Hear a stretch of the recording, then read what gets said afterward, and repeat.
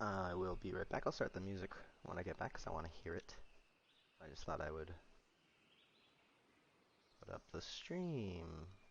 You can hear the ambiance in the background. Um, oh, can you? There you go. You can hear it a bit. I'll be right back in a moment.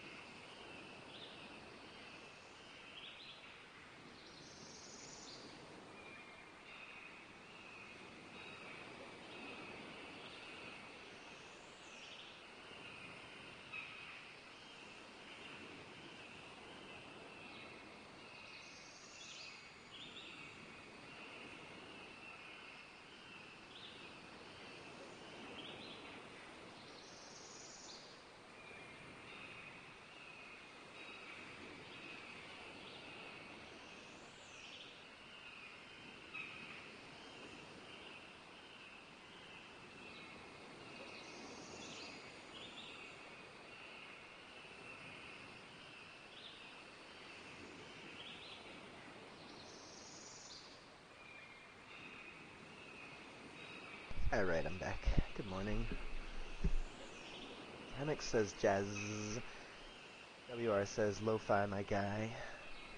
Hammock's just moved the game to the newest versions. The icons and widgets are weird now. Waiting materials to build. Oh, good. You could wait with me here. Doo-doo. Check this out. I have fixed climbing and swimming. So watch this shit. Well, maybe with some light in the daytime would be better. Also, I put the moonlight beauty back on. We'll do a little bit of both. This is only 45 minutes long.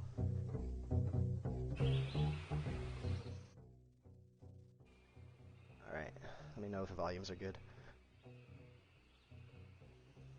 Alright, so watch the diving, and also I don't have to press any funky buttons to start swimming. I can just start swimming right away. It's too dark though. Let's get some sunlight in here. Maybe I have a lantern on me.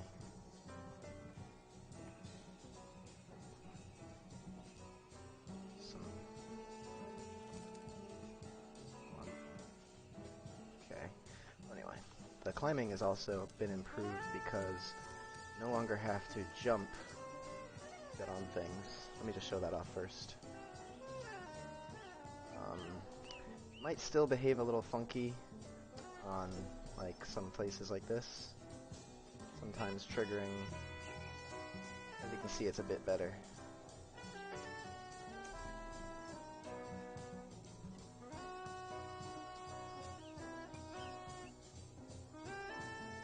Snake Jazz Nemification. What's up, yo? Long time no see. Happy birthday. That's you, right? It's been a while. I know it was a couple days ago, but yeah. So I'll go over here to show what I've done to improve climbing. So ladders are nice and snazzy now. What? What? Oh, what did I do here? Okay, pardon me for a second.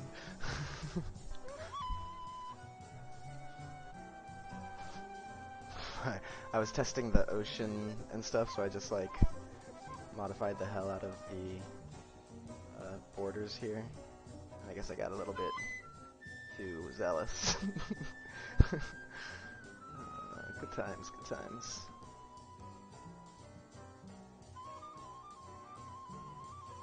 Let's just put a little bit here.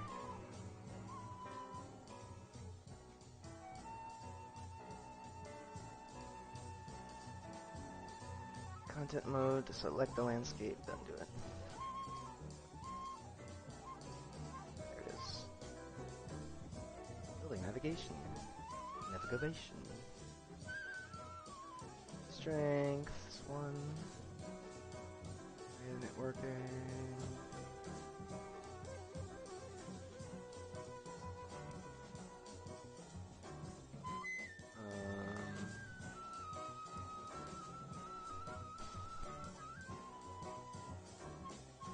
It's not -1. 0.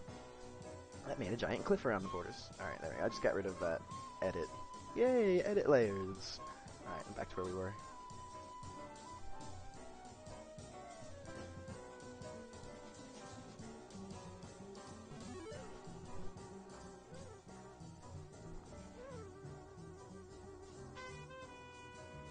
I'm gonna have to teleport out.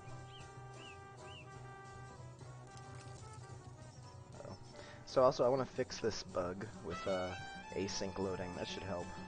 Because then it'll only do the attachment once the thing is loaded. And also it'll help with any hitch there that occurs as it loads it into memory. Okay, I guess I'll just climb up this cliff here. I don't know what's going on. We have a house? We have a house. Just want to show you ladder climbing.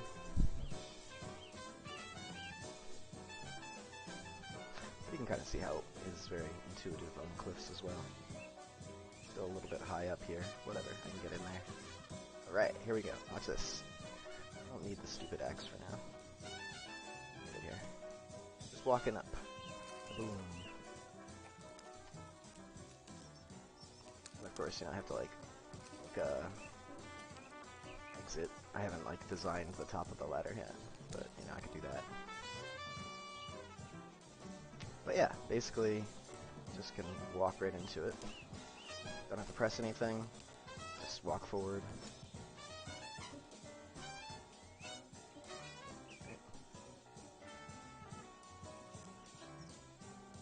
Sort of triggers over here sometimes. A lot better than it was before, though. Like if you see the stamina bar pop up, that's because it's measuring the climbable surface, but it doesn't seem like it is. And here was where I had the most errors with it. So if the stamina bar pops up, it's like thinks it can climb, but it doesn't look like it's showing up. Not at all like it was the other day. But anyway, you see that? So swimming and climbing. Let's see that sunlight yet? No, almost. Go do the swimming demonstration. See, it does this on some surfaces. That's the thing. Like here too.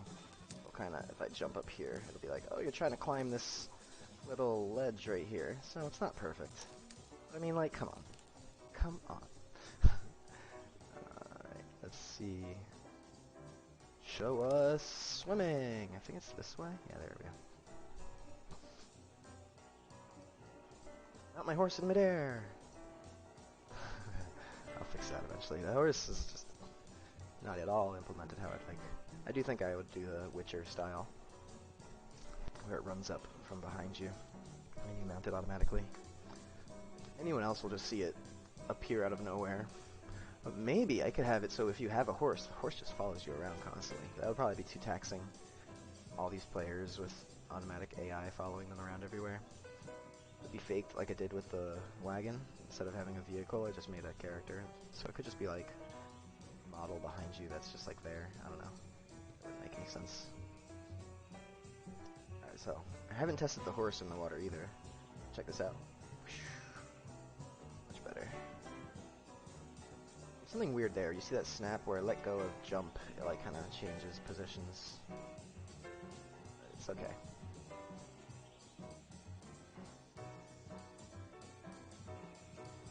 Yes. See, I'm not getting any climbing animation on these guys. Good. So, swimming is fixed, climbing is fixed. I was really hung up on that for a bit.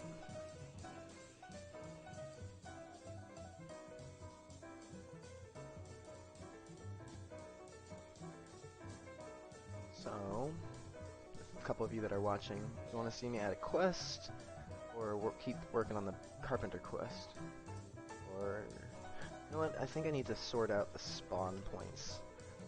All this stuff.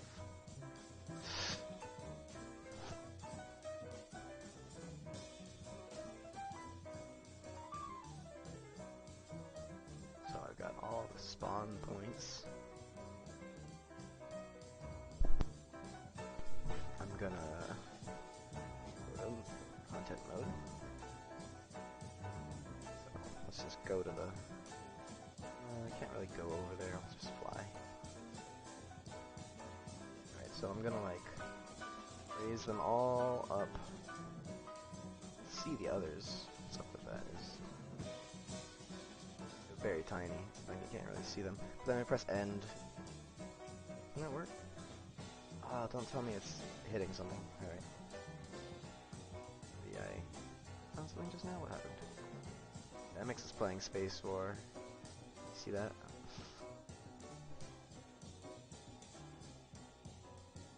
Did it work?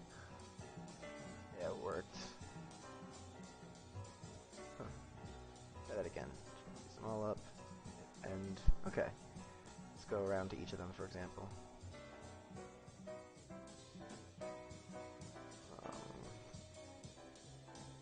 Okay, it's in the middle of the ocean here.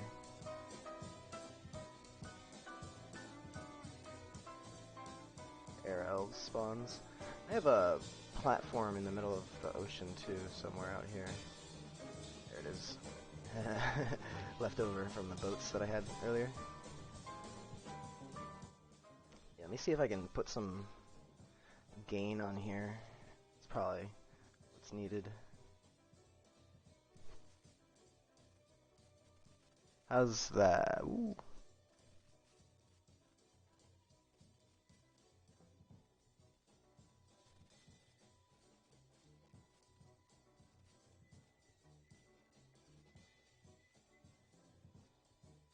How about that? There we go. That should be a lot better, right? Turn the music up a bit. Yeah, if I make some loud noises though, it might get distorted. We'll see. I could put like a compressor or gate on there. Let's see. What sort of stuff is going on over here? Nav Invoker.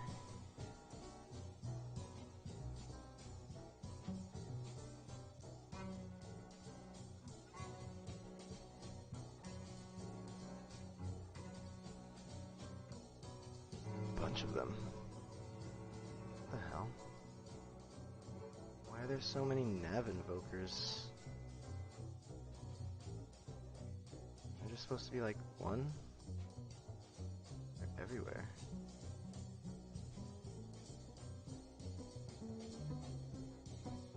Hold on a second.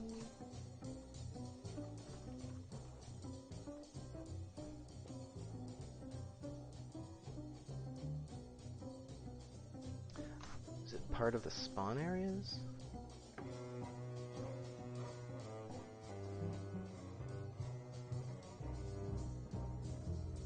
There's the melody.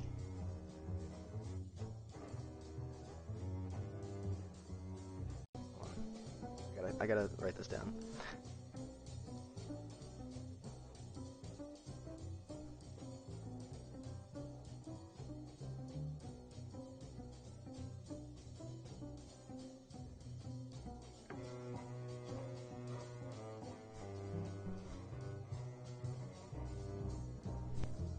Give me a moment here. I gotta make a shit post. It's mandatory.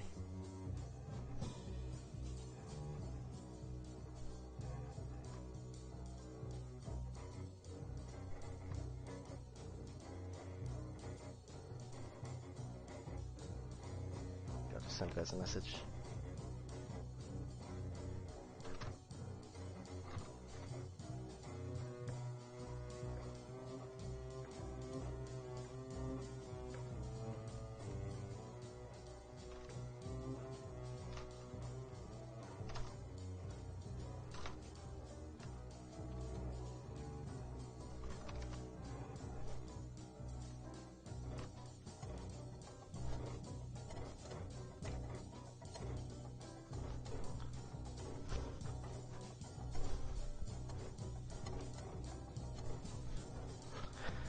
Yeah, there we go. Alright.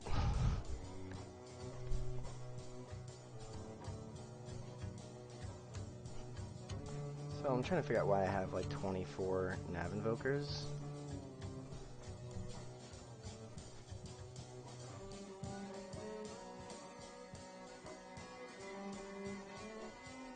Probably leave those as they are for now, I think.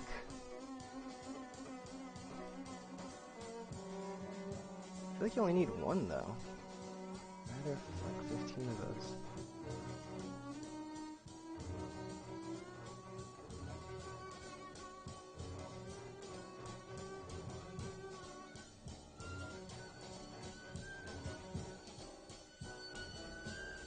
I wonder if they somehow get automatically created in the landscape or something? They're all like above ground.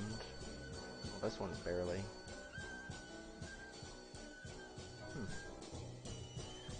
I'm not gonna mess with that yet. Right, but let's take all those spawn points. I only need to raise them up a little bit.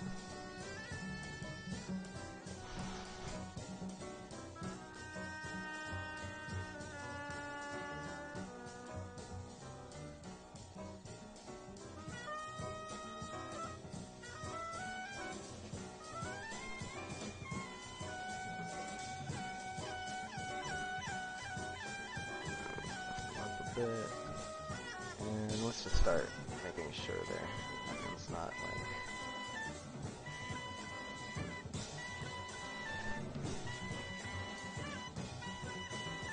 Alright, so that's Coastal Cliff Spawn. That's what that was. It was on top of a nav invoker.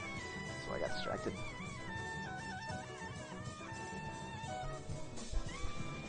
I don't know. I'll just move this whole thing at some point. It's like a desert.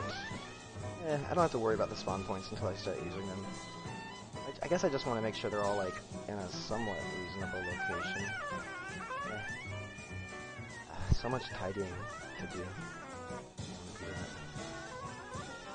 Foothills crossings are all good. Wilds, coastal elves. Air elves are the ones that are in the ocean. I gotta take those somewhere.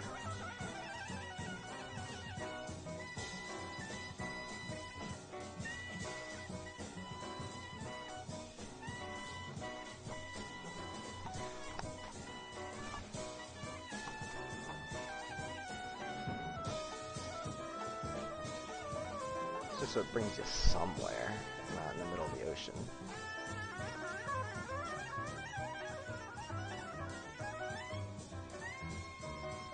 I bet these are gonna be like in the middle of a tree or something. Could try them.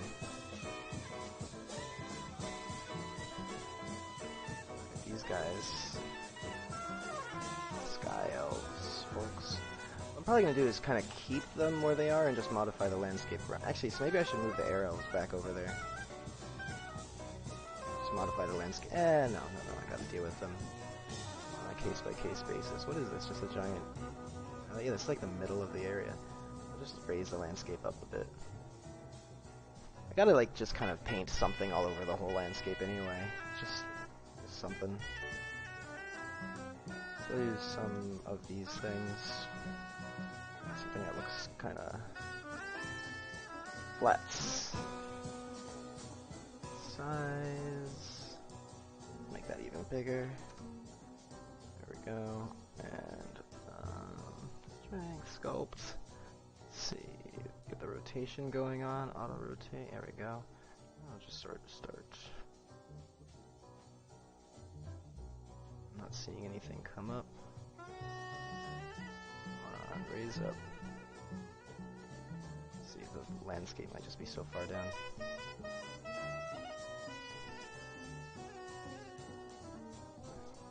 Can't see through the fog. Oh, because I'm on the wrong thing here. The layers are actually a little bit annoying. Right, just scratch stuff. All of this is going to get deleted anyway. Just erase that one. There we go. Okay, whoa. Too much. Let's make it this point one. You play your game with standalone or test something with friends list? It's not going to be like a proper... Oh, look at that. Beautiful. Yeah. Give me some landscape here. Oof. Bangarang. Alright. Got something there. Like it. Who needs World Machine? I wonder what's up with the forests not being here at all. Is it too bumpy for them? Maybe try some smoothing.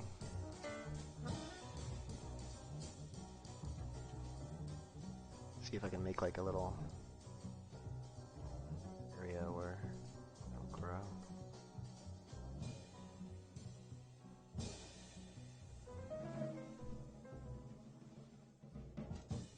Don't see it doing anything.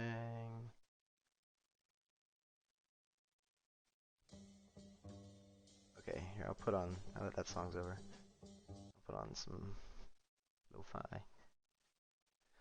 Oh no, let's do Aphex to Trouble an hearing? works. Don't skip. Sorry. Advertisements. So, I don't know why. I'll just try regenerating that forest.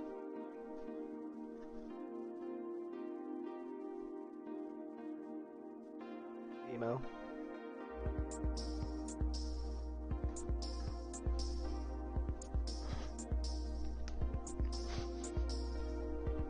We're back while that sims.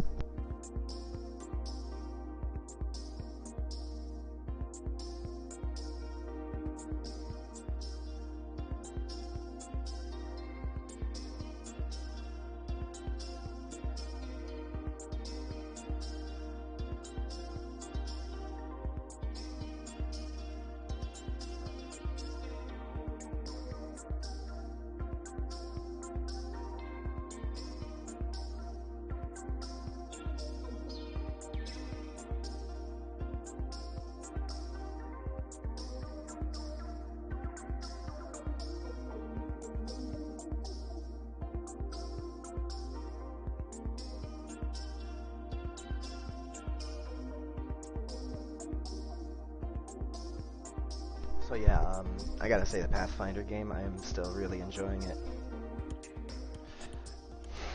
We got some more forest in here, did we not? It's like it filled in a bit. Funny it didn't fill in here. What's up with that? Maybe there's just no forest area painted here. It only goes on various landscape layers and whatnot.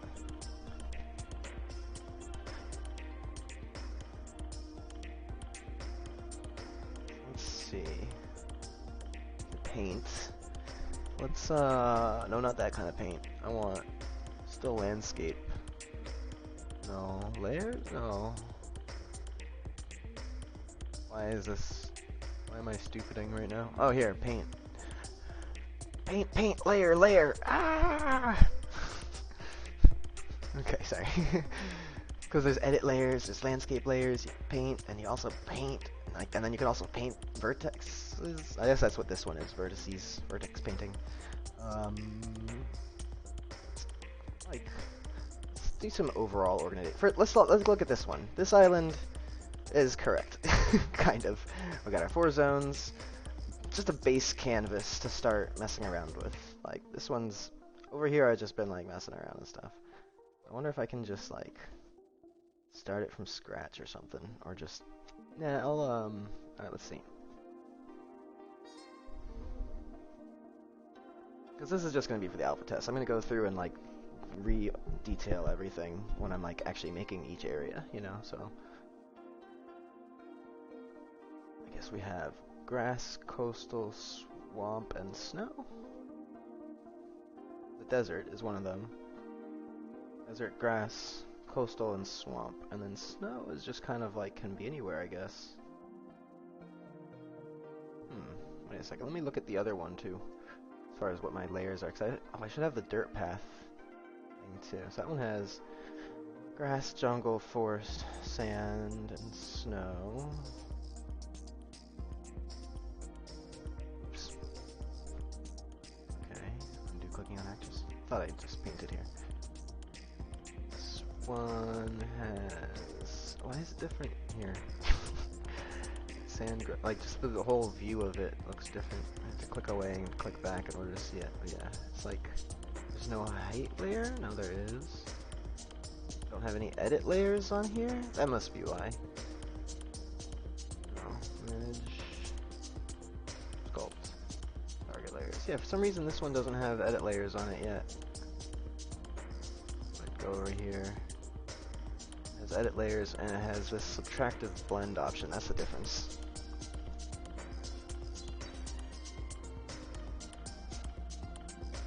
Let's get the overall shape first. I really liked what that tool was doing. So, I guess really what we want to do is flatten everything out first, though. Well, I guess I can keep this kind of weird shape it's got and just raise everything up. Anything that's in the water. Make it super big.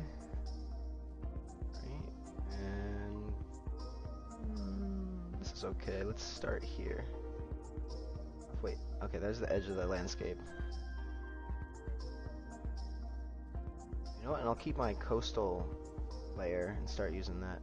One of these areas has to be swamp, so it has to be like mixed in the water.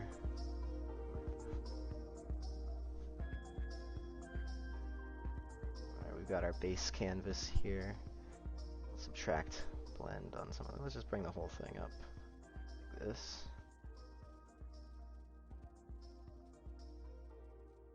Gonna do something while I let go of the mouse.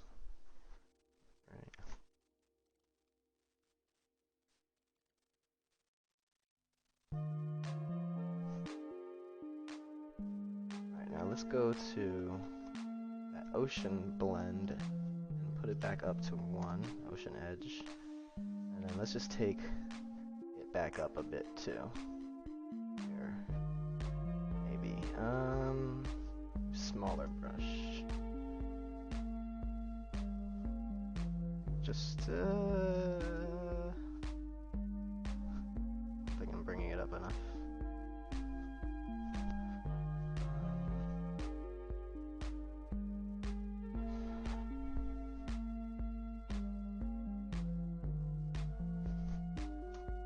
A little bigger.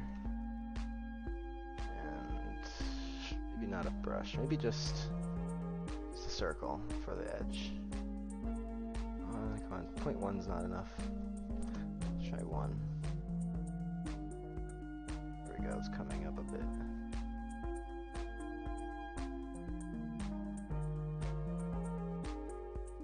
This can be cliffs and stuff over here, maybe. Smooth it out again. Another layer. This isn't really working how I want it. Alright, bring all of this up.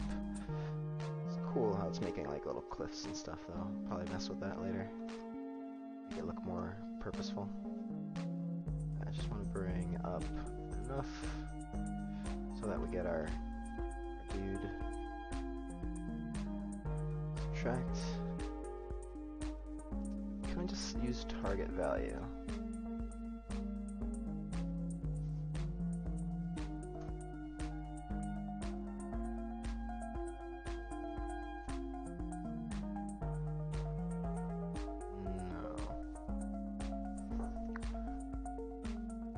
Like a...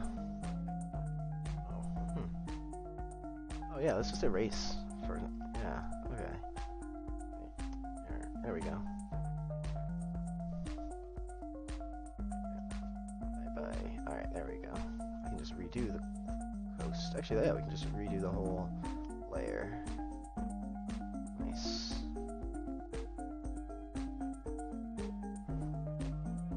The rest of it's okay.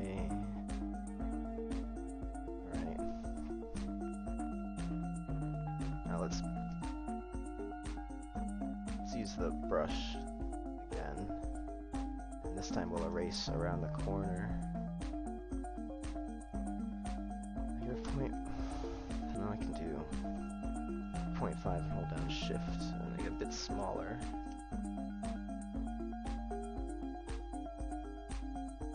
Actually, that's pretty good. So hold down shift. A bit strong.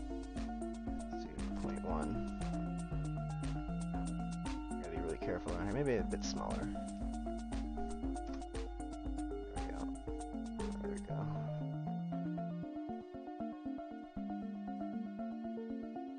Ideally, we want the edge to go down to 0, so I can use some like solid mesh for the ocean floor or something. Just a simple plane.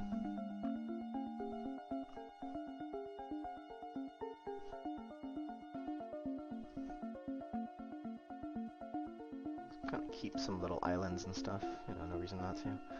Alright, you gotta sort of know what's going on here. Okay. We got a squarish shape with a coastal edge. Some swampy area over here. I'll probably make that the swampy area.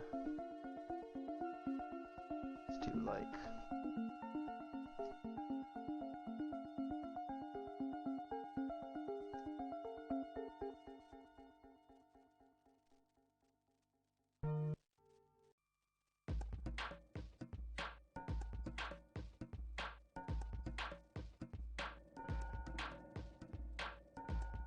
doing anything.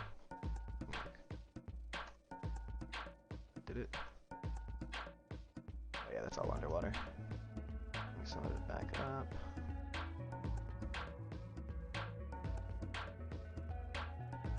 Alright, nice. Alright, now... Can I erase here? No. Just paint value of... Oh, I was using use target value there. That's why it was all weird. But now I do want to use target value. I think I want to just erase a lot of just erase like most of it. How big can this get? Come on.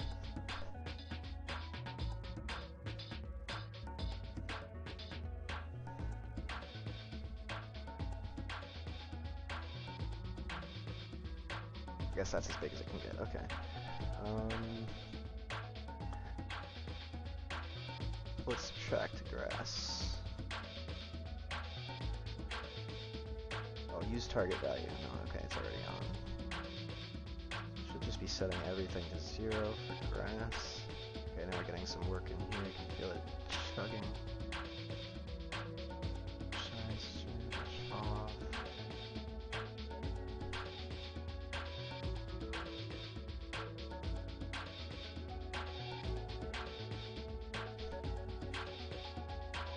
I don't know if this is actually doing anything, to be honest. I think I might have to re-simulate forests. Probably wasting time right now. Subtractive blend thing might be an option. I have to use target value. I might just not be painting anything. I might just be doing nothing right now. It's 2 tool strength for 1. I'm gonna hold down shift without it on. Should be able to see grass disappearing over here.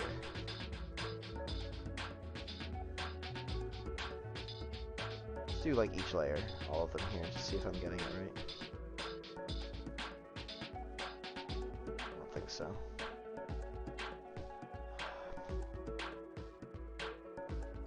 I guess subtractive blend is what I want to do.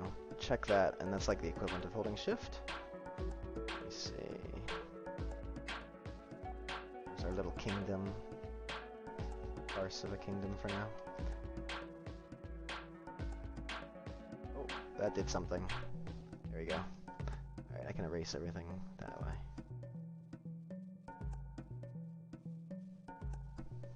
I wish I could freeze it from compiling shaders while you paint. Hold on, let me see if there's something like...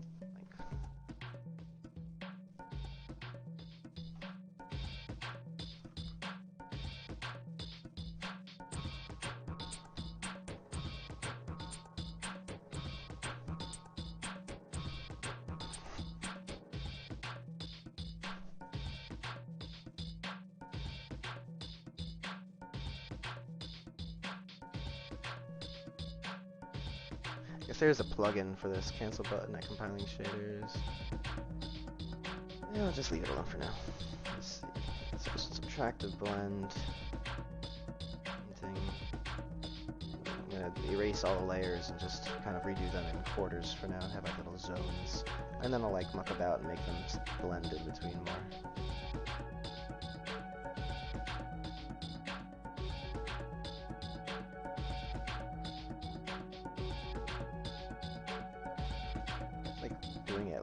So whenever I pass over an area that has some of it, it kind of hangs up for a moment.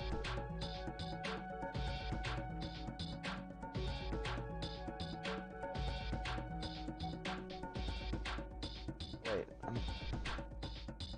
I just painting swamp on everything? What the hell? It's not even selected. Dude, I don't think I'm doing anything. This is really pissing me off. What did I just over here? Let's see. See, now it looks like grassy foresty.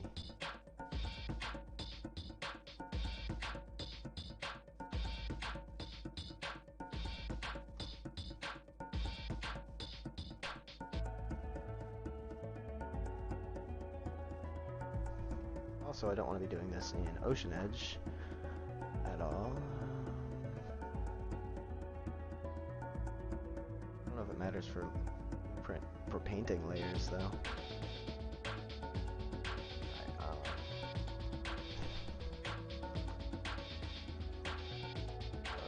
Or unpaint.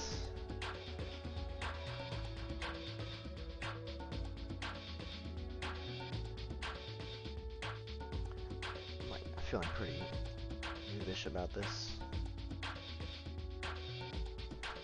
Unpaint.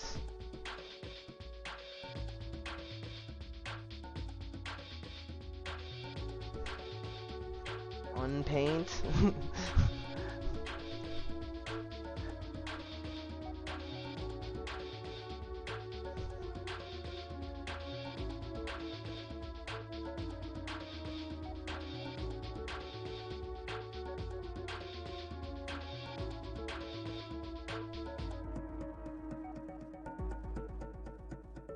There we go. Control plus shift. Control plus shift. Is that doing it?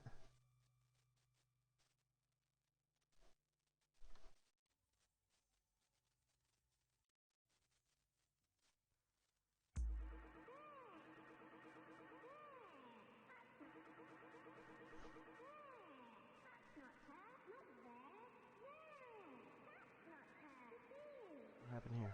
Oh, went up to manage all of a sudden.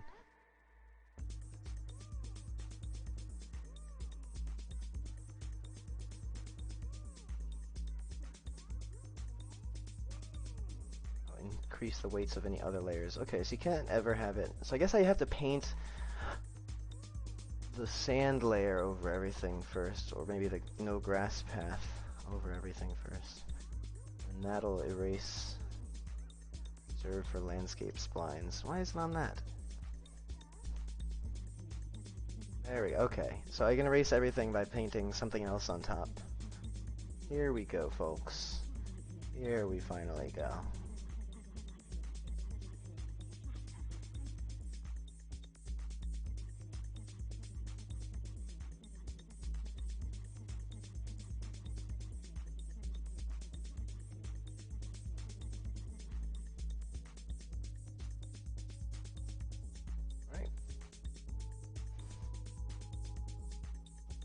Need to re-simulate the trees at some point.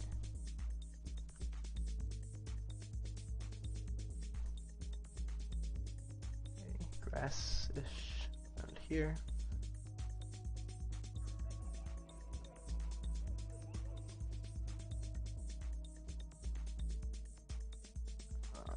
Coastal, whatever I was calling it, up here. Cliffs region, coastal cliffs. That's the vibe. Sort of Greek. The Avians area up in the mountains. If you've ever played King's Quest VI, there's a scene where it goes up into the mountains, and there's just like a really strong vibe that I like. The swamp. Putting this back to sort of the way it was before in terms of the orientation, the layout of them, like which side was where. And the desert stays down there. I can just kind of plot some snow around wherever. Maybe make its own region. Bit. Be in the middle. Just little like. What did I have? Yeah, there was a mountain I had originally like up here. So this would be the mountain area in the middle of it. Let's make it.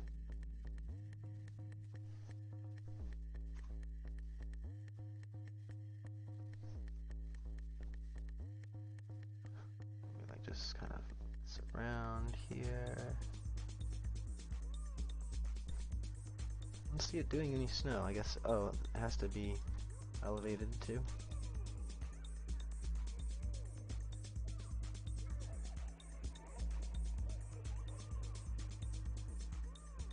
Oh, it looks like it's lighter. I have to raise it up too. Just do a little bit of that here, see if it showed up.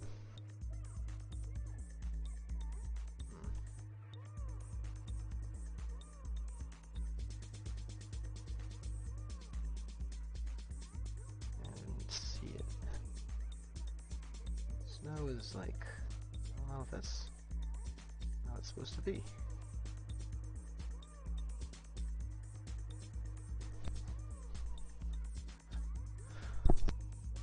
I might have that mislabeled as something I was originally using as a no grass path type thing. Like if there's no grass here, that might explain it. No, it's snow foliage. It's like a it's like a dirt.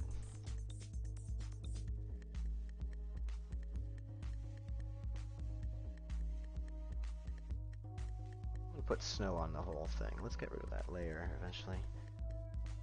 Just keep it as coastal over here, and I'll make it look snowy wherever it's tall.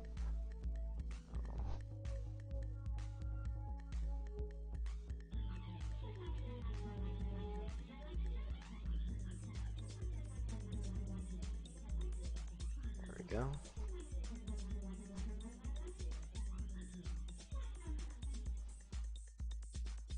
I think maybe the trees are too dense wherever they are.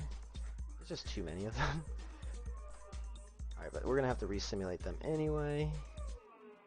Let me see if I can just sort of modify them a bit.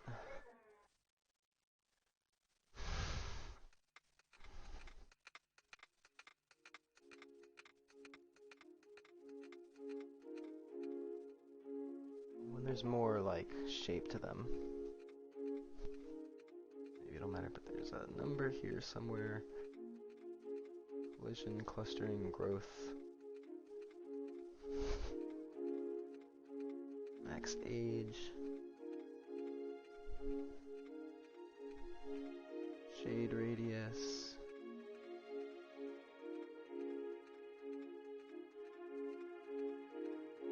And grow in shade.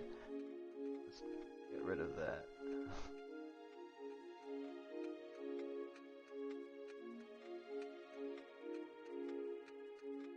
It's the Archipelago Forest one.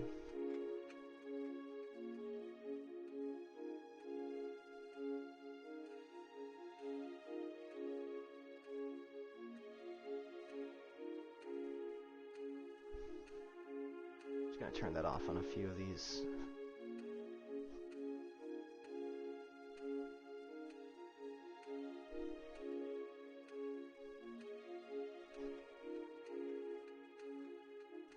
Not all of them.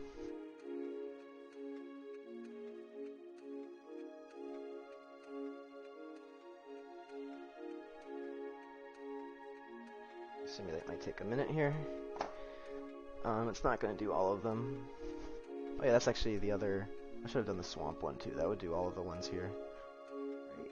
Why do I feel like I have... Oh, Archipelago is the other island. I shouldn't have done that one yet. And these two are sort of like the same. It's like it's supposed to be the snowy one. Snow should disappear in general. I'll be right back a minute.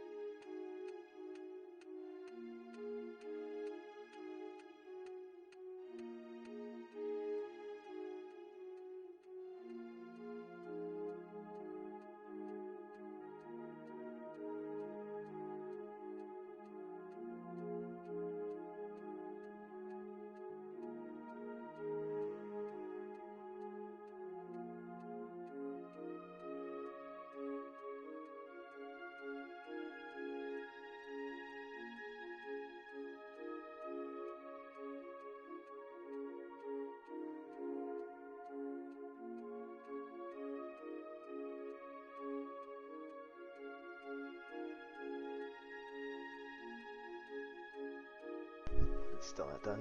Yeah, okay. You can tell with the mouse, not catching the border.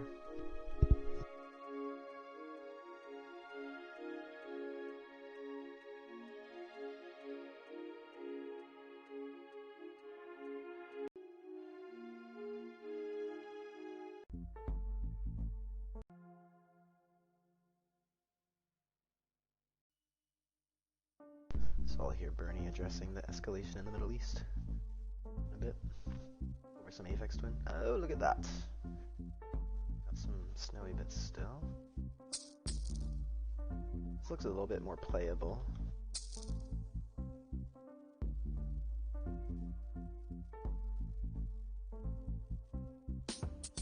Kind of badass too, how many of them are tall and stuff. But there's still some swamp in there, what the hell? I just painted over all of it. Oh, I didn't re-simulate the swamp, that's right. Do I need to do anything with it? Oh, let's modify it.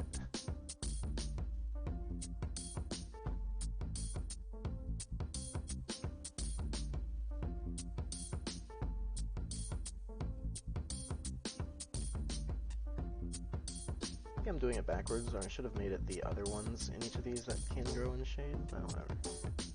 Let's just re-simulate this one as well. I feel like those snowy trees shouldn't really be there.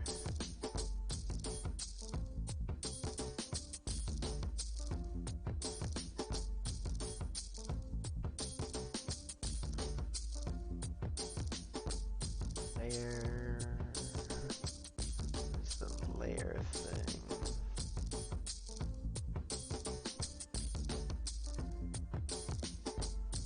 Snow. Should only be growing on snow.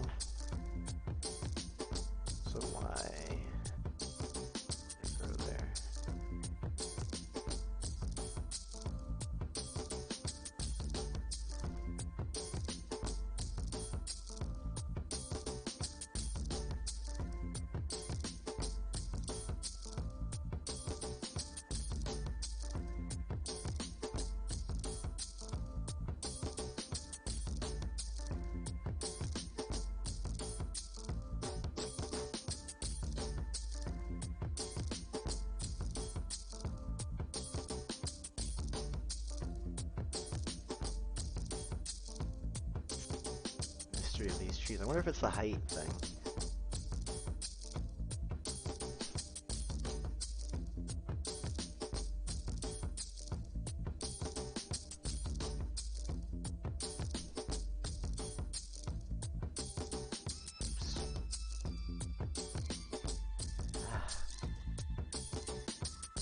This is so inaccurate.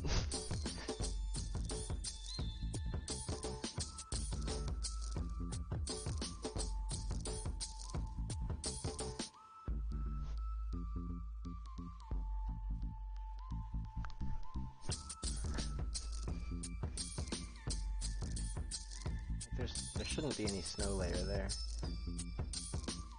Theoretically, preferably, because a layer of 1 should have overridden it, right? Or maybe there's, oh, maybe it's not actually in weight painted mode. It's in alpha mode. I was using that on purpose to work the dirt path things, but maybe I can only have the, I can make it so only the dirt path thing uses alpha mode, so that it, I guess if it's weight paint mode, that's good too, then it would just erase the other weights wherever you paint it. Should work like the others. Still waiting for this to resimulate. Just to see if that may have worked.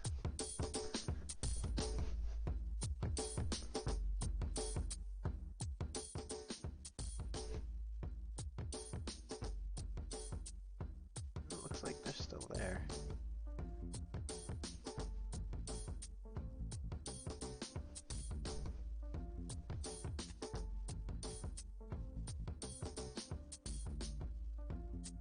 Where do I do the alpha thing?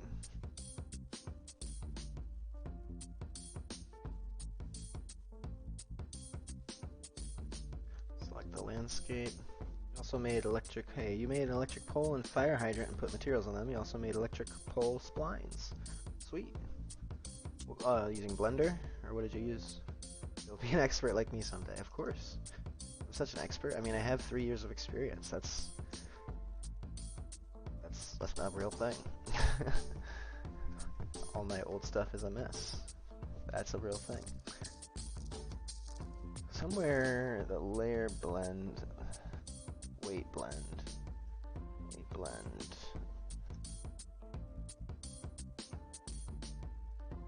Yeah, it should just be weight blend.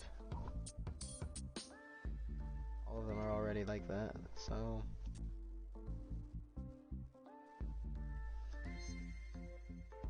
It's one material, does it do the dishes?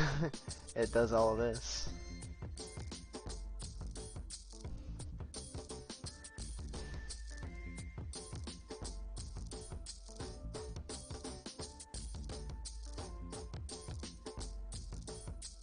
No, I'll be too distracted, bro. You just want me to help you on your project. I know how it is. I'm just being honest. But yeah, how do I get rid of that layer? There's a little bit of these snow things here. There's no snow things over here. I wonder if I can just erase them. But I'll try doing the 0 value thing again. Target value of 0? Or subtractive blend or something? There's no real way of knowing until I like re-simulate the stupid thing each time. Unless I can see it somehow.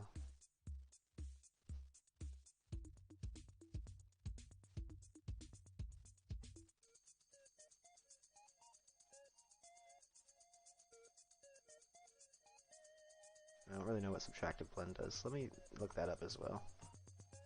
While I'm doing this knowledge thing.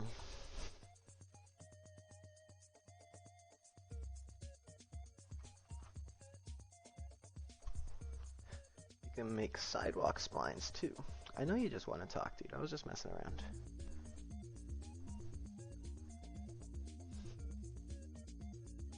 I was also being honest. Sorry. Why? Must include subtractive blend. Really? Look at that. It's just like not popping up. This is such a new feature. There's just nothing. This is it. Non-destructive light. Alright. Subtractive. Blend. Each layer has two alpha values, one to control height map blending and the other to control paint layers blending. Setting a negative height map alpha value will result in a subtractive blend. Paint layers each have an additional flag to determine if blending is additive or subtractive.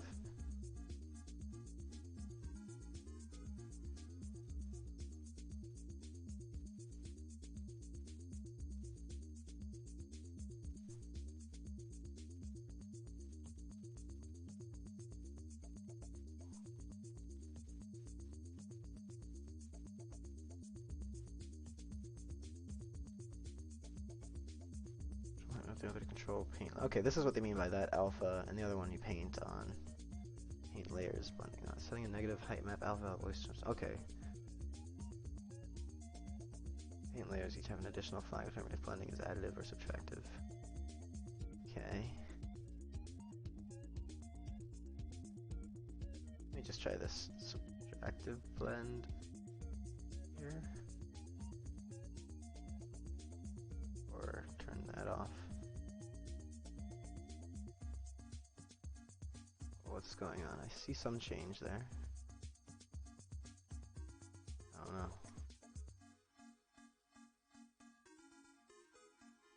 Doesn't look like the right kind of grass for here. It looks like snow grass still. Oh, Control Shift! Control Shift did it while I was doing subtractive. Okay. Let me see if I can resimulate that now.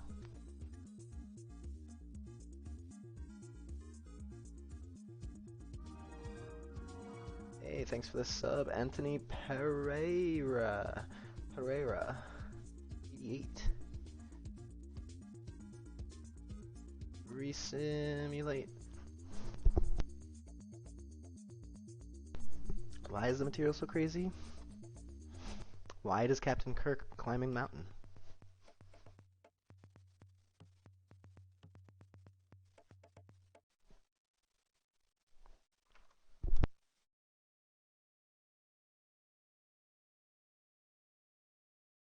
Look at that, it's the second result. Probably because I've searched for it before. Wait. I might get a copyright thing for this, but whatever, it's worth it.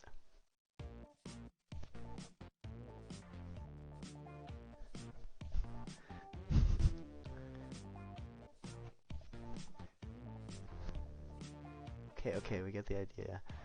Visually speaking, I can't go back to it because it's still rendering. Kirk is climbing a mountain. Why is he climbing a mountain?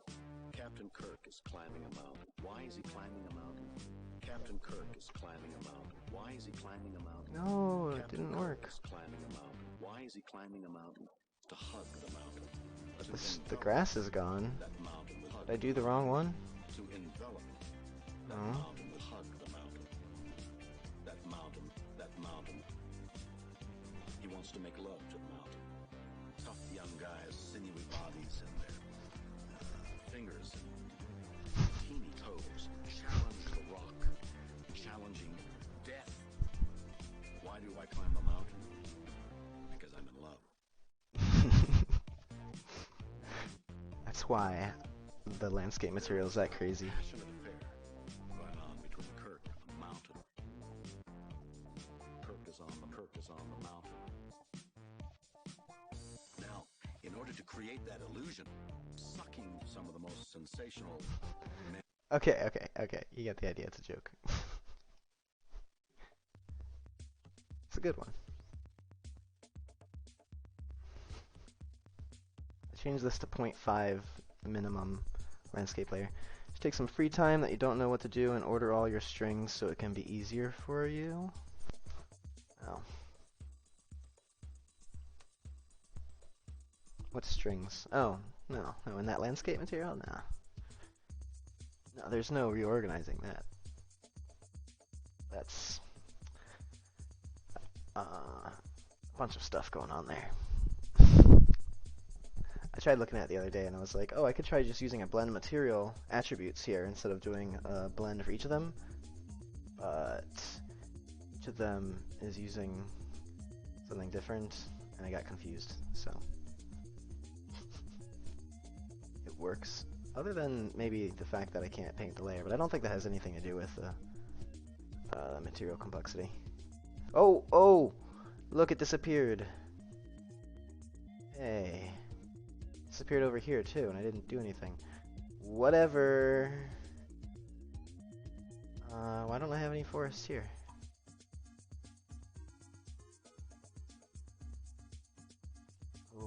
Okay.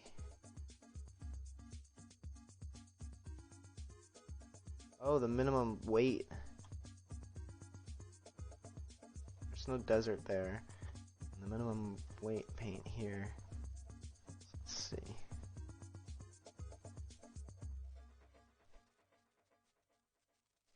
It's already up here.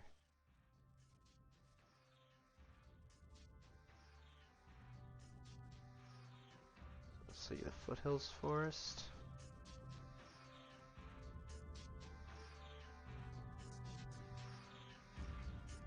Expand this. 0.1.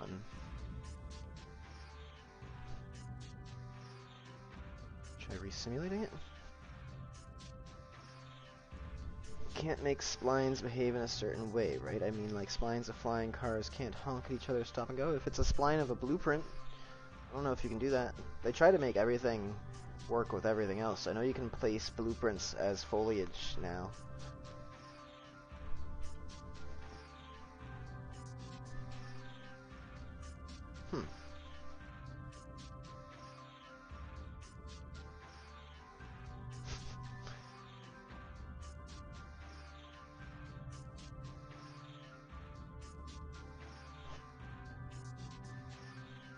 This one's not good.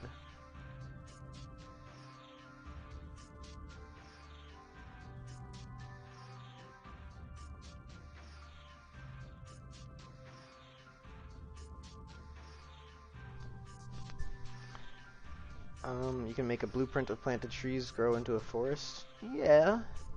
You would have to like save and load all the logic, but yeah, you could paint instance foliage with blueprints that grow over time. That's not something I'm endeavoring to do.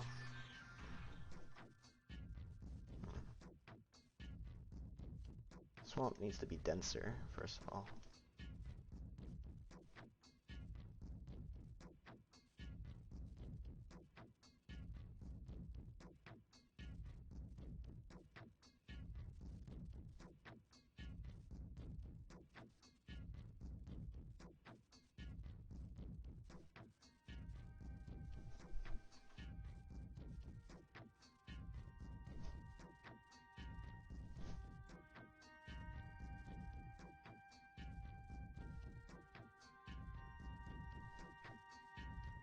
What I need to do is go through each of them and hand tweak them to be nice. Because they all have different tree types and stuff. But for now I just want to have them on there. I'm not going to have farming? Yeah, I'm going to have farming. You can plant trees and have them grow, but not the ones that I'm putting in from the start of the game. I'm going to make it so like when you chop down a tree you get some seeds, you can plant another tree, and it'll get saved and loaded and grow. That's necessary if you're going to chop down the trees in the first place.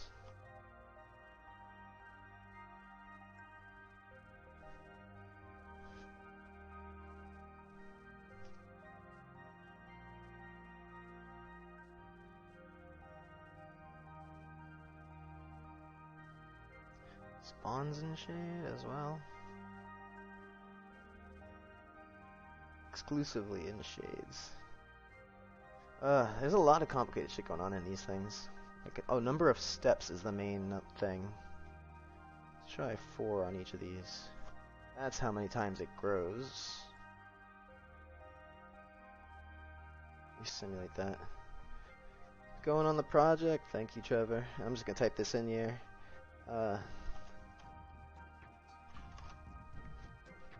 There we go. A bit better. I don't know if it's swampy enough still. Just put more of the little guys.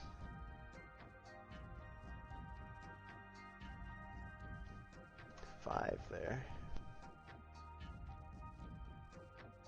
Simulate that again. Basically just want to make at least like a nice, fun, playable area to run around. I'm gonna put some animal spawns out there, and we can run around and see how the performance is in like the whole open world, like the way it's sort of intended to be. I'm not happy about this, like whatever's going on here.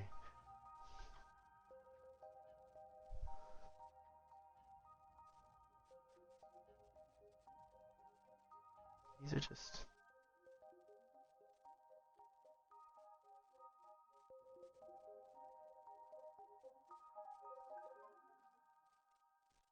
I'm not seeing them enough. Initial seed density.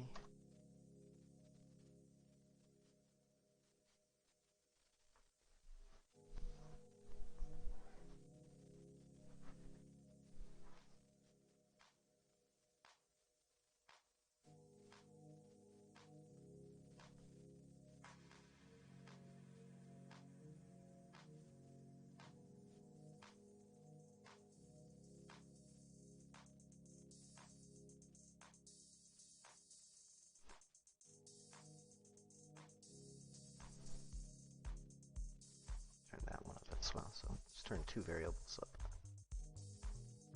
You should see the lighter green trees pop up more. I actually like got rid of the other ones.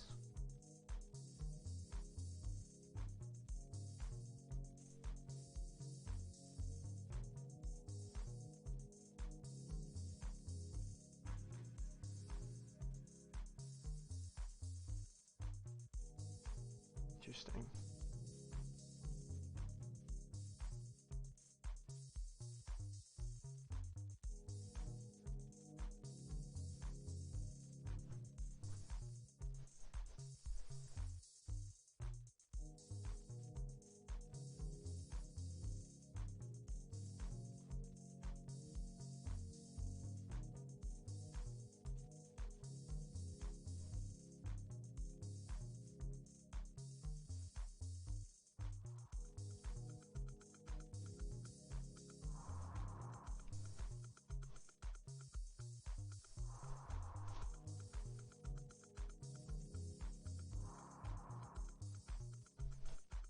Alright, tile overlap brings them denser.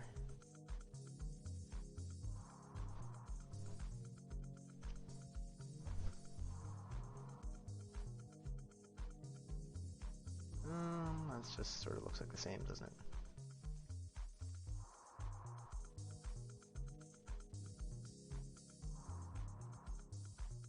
Yeah, it does. Okay, never mind.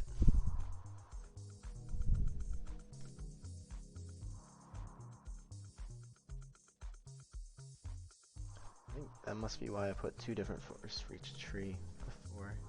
Different forests for each tree before.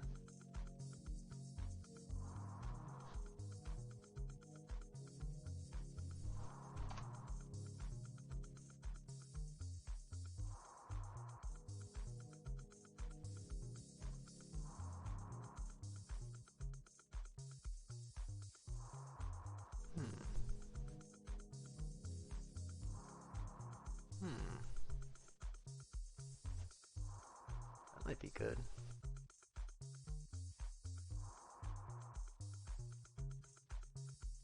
I'll have to try using that later on.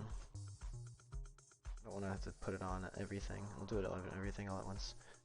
Check if collision with world. I'll put that as a note in around here.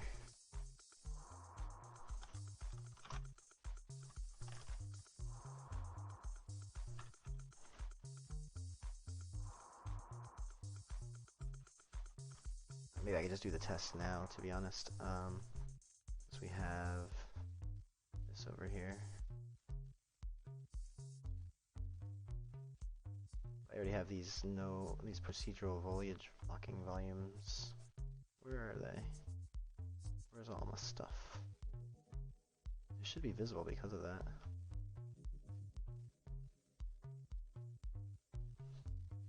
Oh, it might be below. There it is.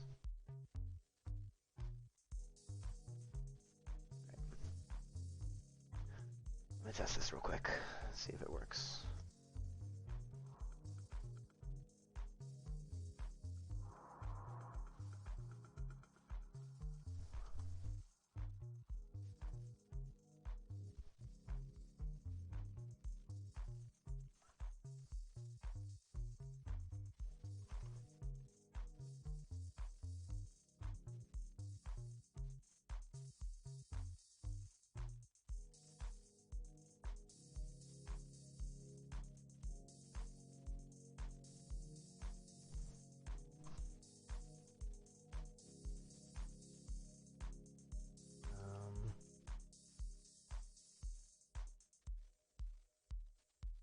I'm doing flatten.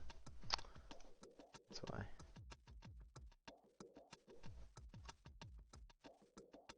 Oops.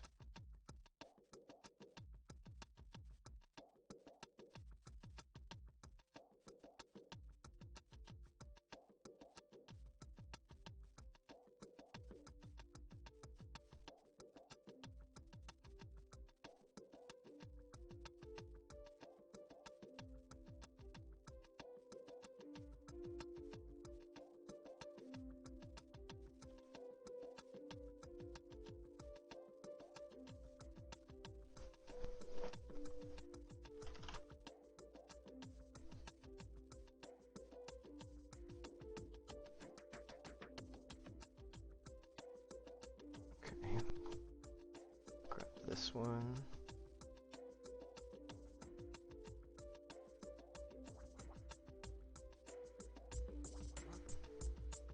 Why is it like not visible?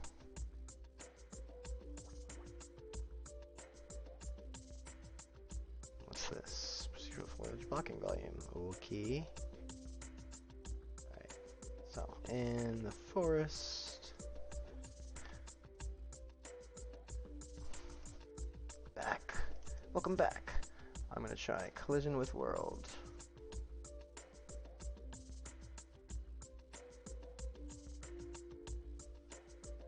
And let's see if it properly detects. Oh, look, here's the one I remember having. Okay.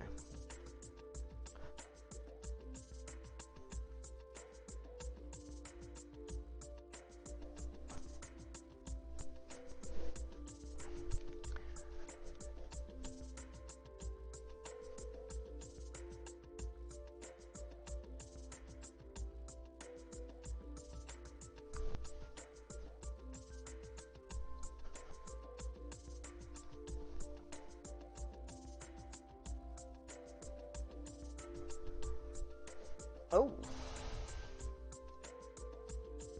Well, that's interesting.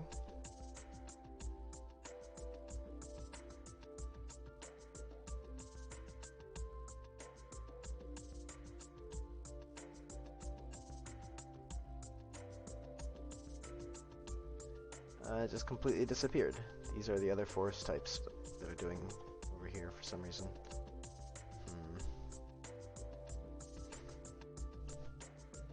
Yeah, erase those while I'm at this.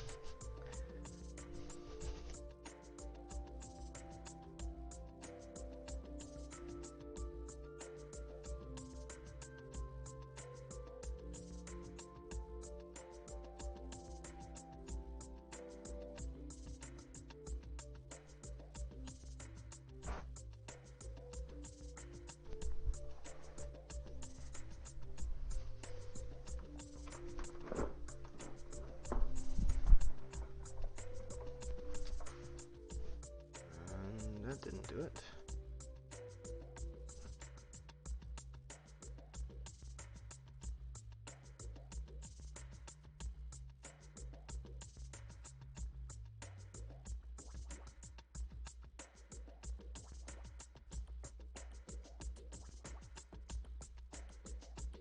Shadows or landscape thing?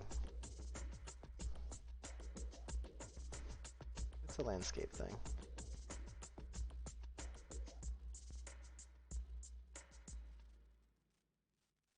Wait, I wonder if I can do... Wait, what? Oh, shit. That's like for the whole layer. Oh, that's obnoxious.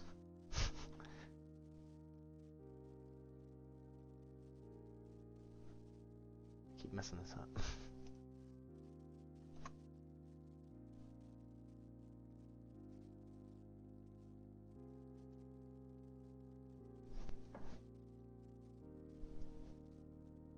Should they all be subtractive?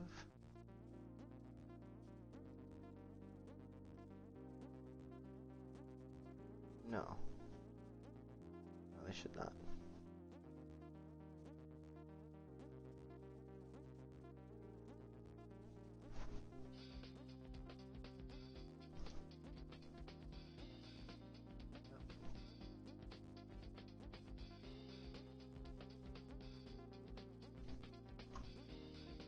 Okay, there we go. You can erase it. It's not erasing. Oh, it's probably on a different.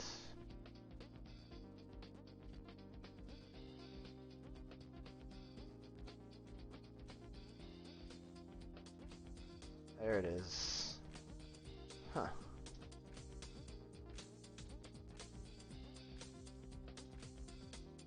Ocean Edge should probably have it on the edge.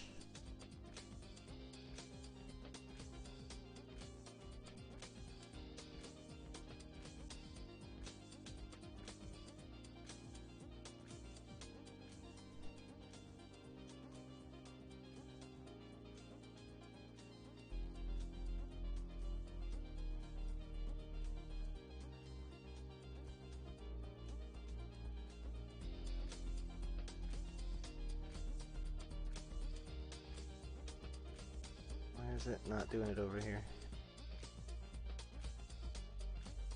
Okay. What's up with this?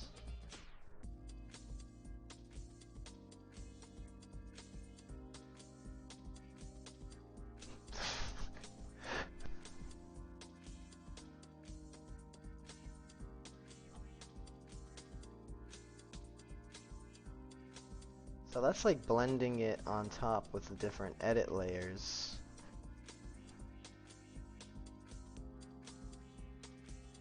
I select multiple? No.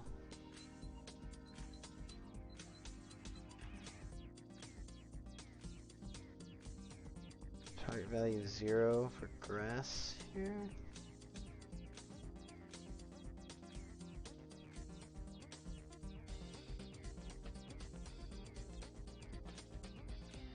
There's some other.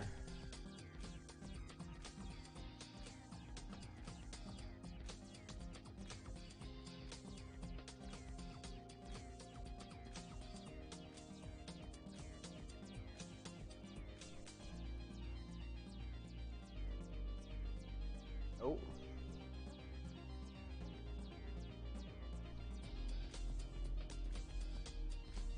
What?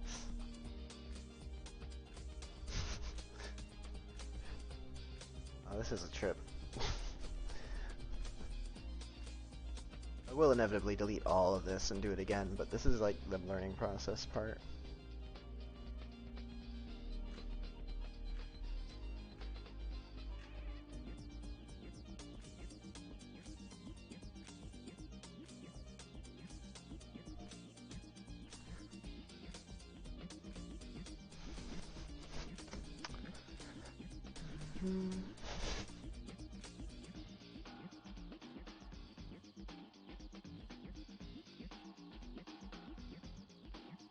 What is this?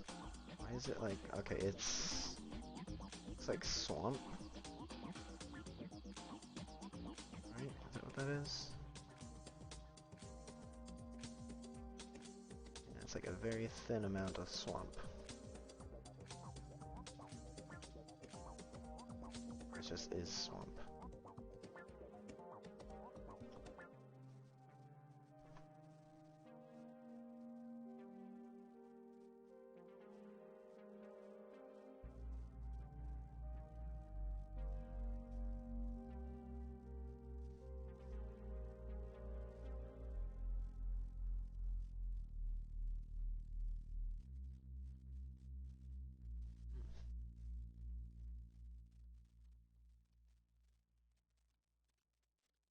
No, sir, I don't get it. What? Is this just grass? Foothills grass? Yeah, this is just... No. It's like this also has some of the stuff from swamp in it. What about over here? Well, at least the trees are blending together better. That's good. I don't think this area has any of the swamp foliage in it. So that's weird. This blends into here.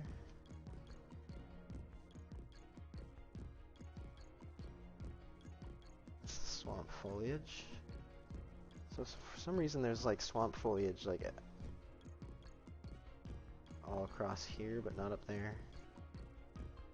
just delete all the layers and do it again.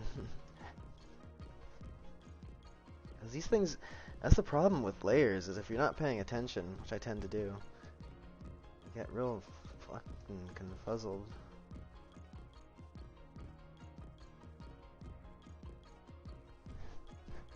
Could, like, clear it. Try that clear layer.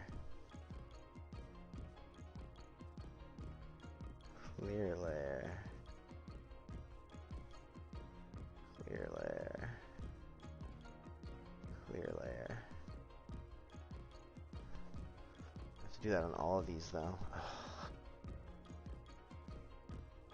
Yep, there they go. Okay. This is helping. There we go. Okay, it's starting to work out. Should do the sand as well, actually.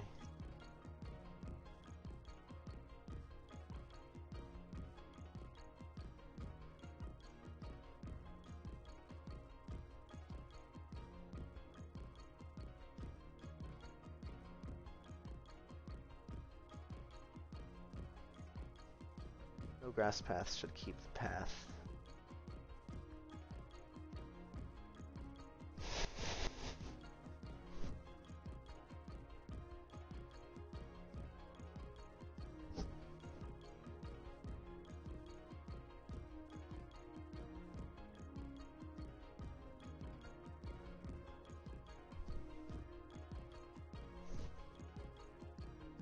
Okay. Now we just have a little bit of dirt path over here.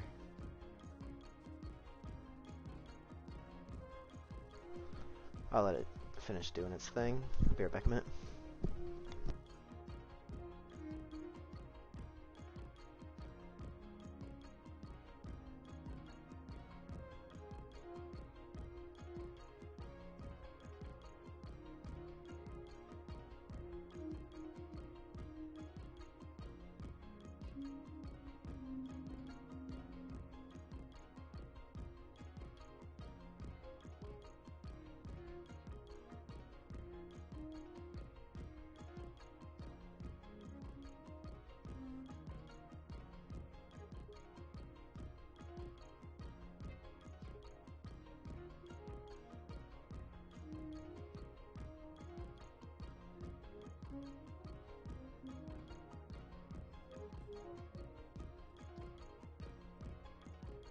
Okay, and now scratch stuff.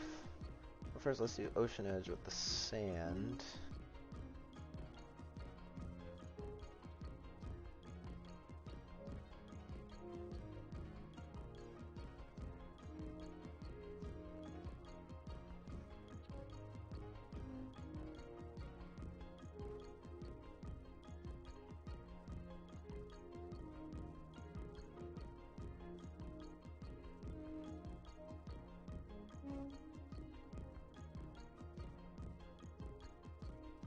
Yeah, this is just to see if it works, essentially.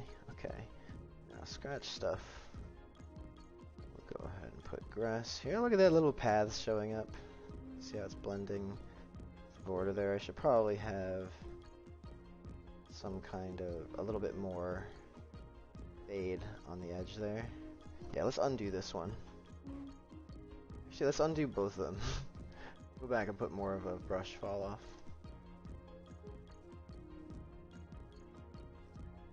Ocean edge. Come on, erased stuff. I could just clear it. There we go. Okay, it's good. Yeah, we want more like this. Sand.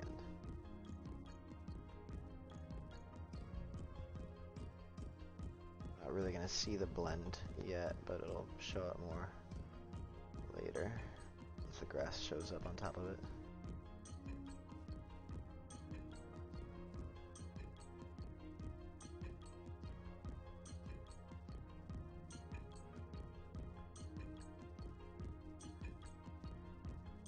Okay. Again, this is basically just placeholder for now. Make that a little bit rougher.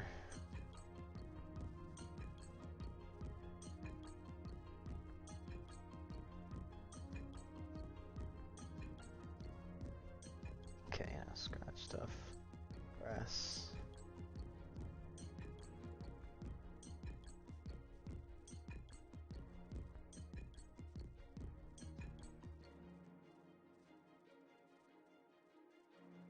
Of course, I'll work to make it look more geographical in the future. So this is just a base layer, like the canvas. The scratch stuff should have desert here. That's alright. Now we're getting the proper full strength blend. There. Oh, it's some weird shit going on there. Look at that closer. Those are water there. Those little blips. Let's see what's going on down here. Just do like, oh, whoops.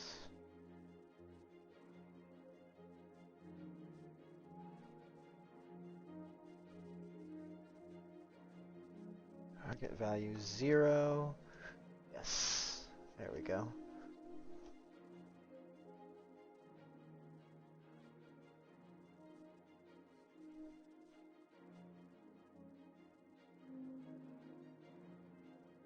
Weird clips there still.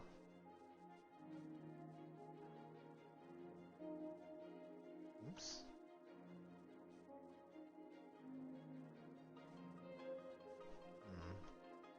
Perhaps that isn't the best way to blend.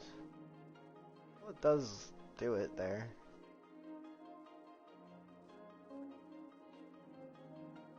It look kind of funky. It doesn't look terrible actually here.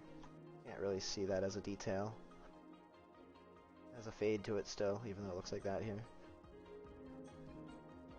Okay.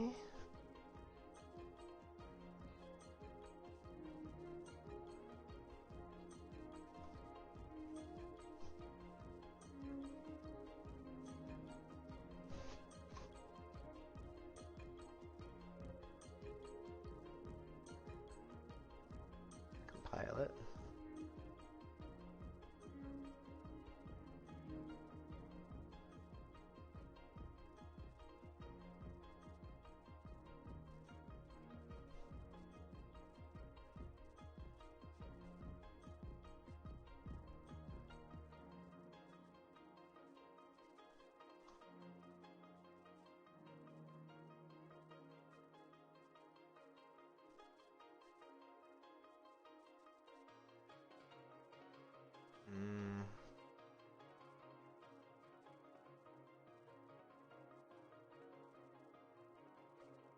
Why isn't it doing it this time?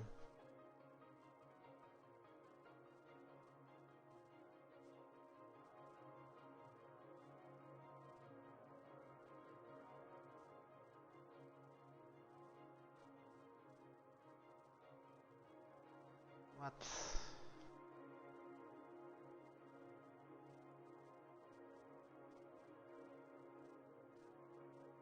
Those look pretty budget.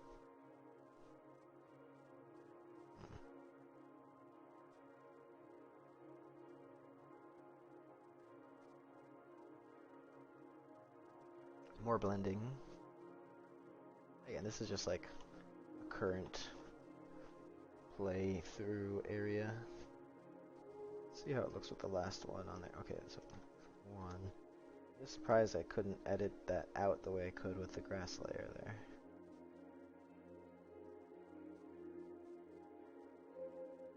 I have to paint like... Maybe I should have filled the layer with sand first before painting these.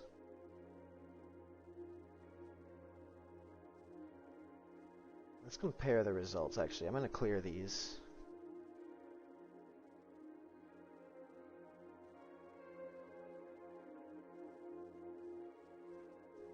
Those 4.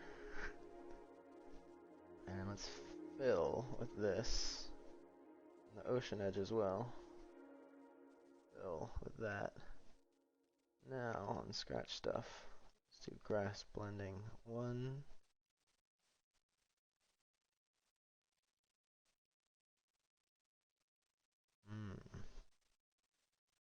Actually, maybe not.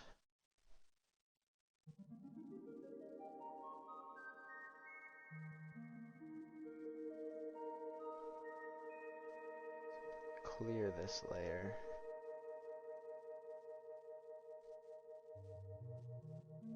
The other one is still...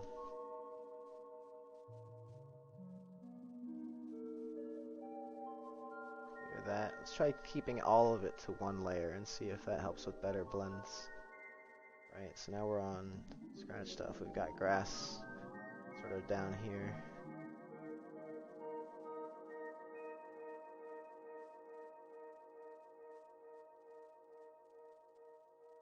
I don't know if I filled all this in properly. If it's just like putting it there because that's all it knows what to have. Let's take this. Surely this will look better. Oh, there's a little bit of a weird hitch. Oh, that's just where... I don't know.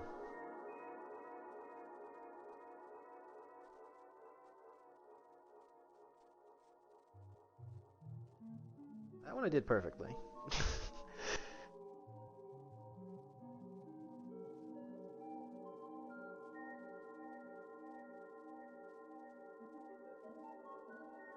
What's up with this? It just doesn't know what else to blend it into there, that's why. So if we keep this as sand here, because that's the desert. There we go. That's better. I'll keep all the landscape layers to one edit layer for now for better blends. That's the trick. Yes. That's why the other one looked good, because it didn't have edit layers yet. Edit layers are very powerful, good things for the brushes, but I think they get in the way of the landscape layers a little bit there. Oh, the painting, this part. There's not enough words. Not enough words. Get some swamp action out here.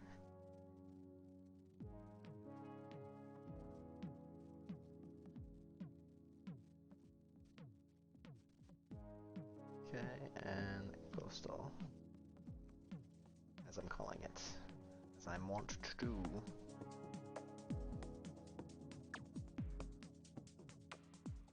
Alright. And then resimulate the forests.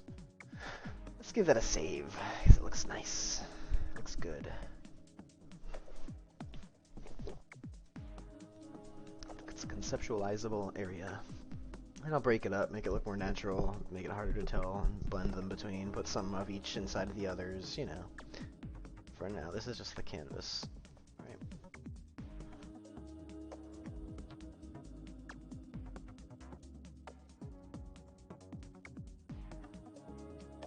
Alright, bear back a minute.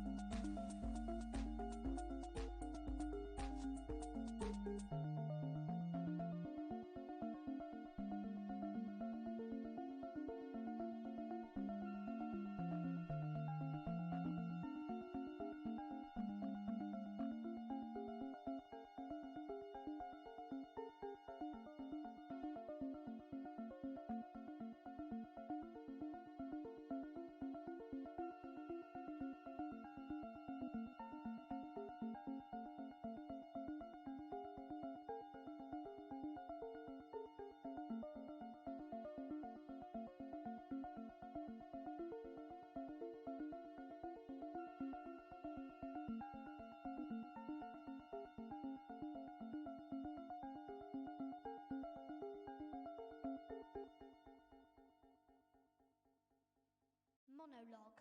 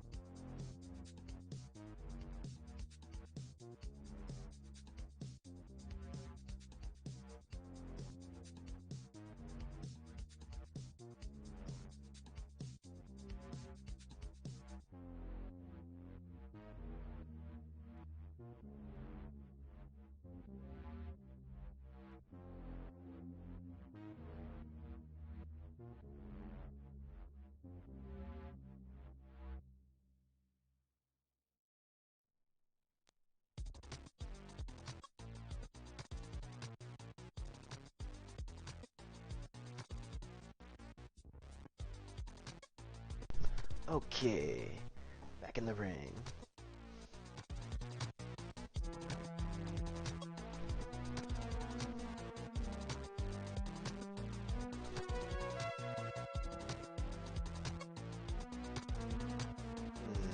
What's wrong with Foothills Forest then? Grass covers the area. Isle overlap is 0. That should be. Try re-simulating that one by itself. I wonder if they're like overriding each other or something. You can see like a grid from this forest. I thought that was just a peculiarity from way up high, but you can see it from just yay up high.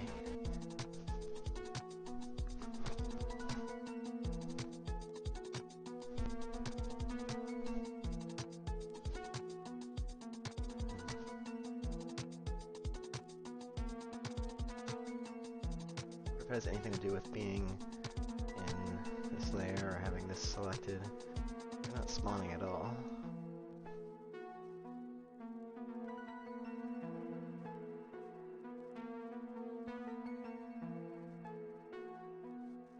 One grass.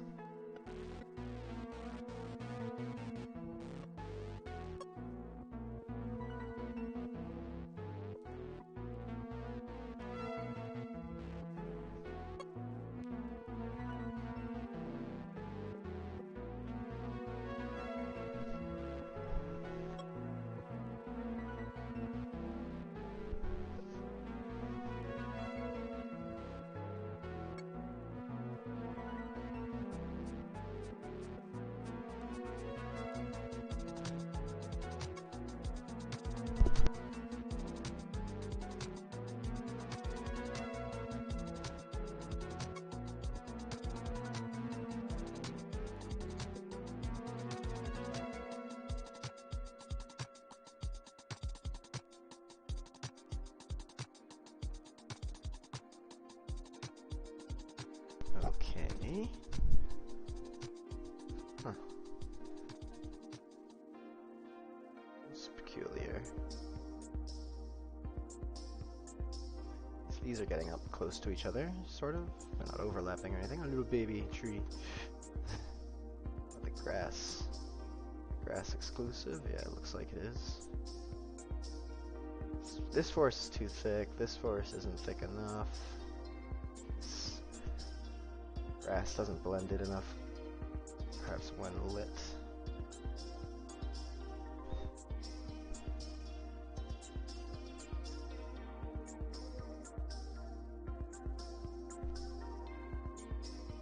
Yeah, it looks better when lit. Well, it could be better. Someone said to turn off lighting and check albedos, blending grass with the landscape. Anyway, it's easier to see that there. It's okay for now, I just don't get what's up with... Let me at least try. Am I like unable to select things? Oh, I'm in this mode. Alright.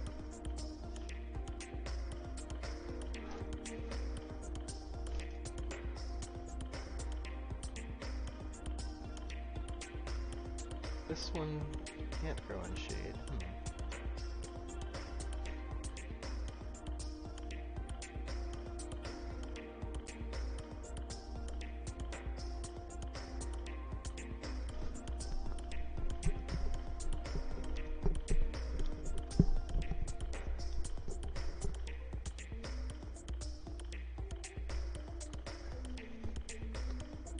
Oh, I probably still have Collides with Worlds on. Did I put that on like all of them? And just never turn it off? Maybe just that one. So many checkboxes. It's okay though, we're almost there. Just sorting together the last things before this alpha. should be theoretically good to go. I just want to add as much, like, make it as nice as possible. So sort out the spawn areas, maybe throw a couple more starter quests in real quick just to scratch little ideas, or maybe like design little starter areas with some models. You know, just doing some tidying up. Let's see this actually. I do collides with world. Okay, that's probably why.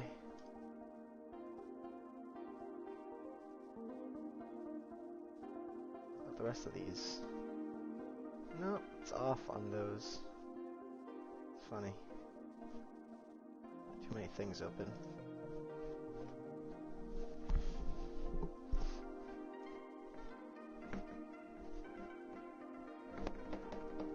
Oh, come on. Shouldn't have said yes.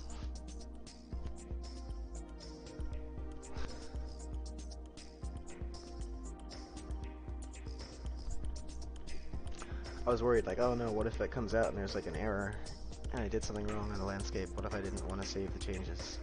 So it looks like it's okay.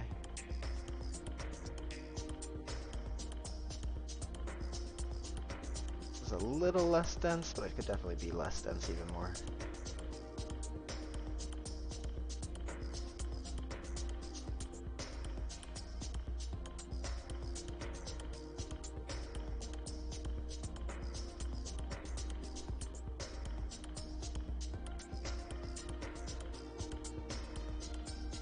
I'm gonna get rid of that plateau also, just ignore that for now. Ignore everything as I do things. Like, look how beautiful the game is. Don't you want to just play it right now? Like, exactly like that? Isn't that, like, how art works? Look at the gameplay!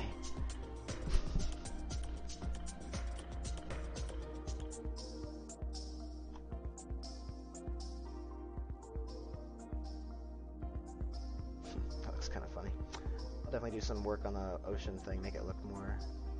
Well, it's already flat, there's no waves, so I don't have to worry about that. Maybe give it a different material for the inner ocean.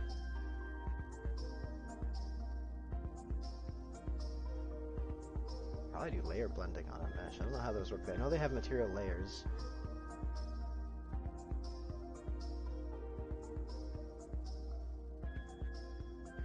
I'm going to resimulate these two for us.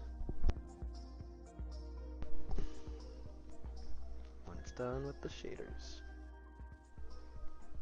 I'm telling you, I really wish there was a way to just be like, I'm going to work on shaders for the next hour, so don't compile any until I'm ready.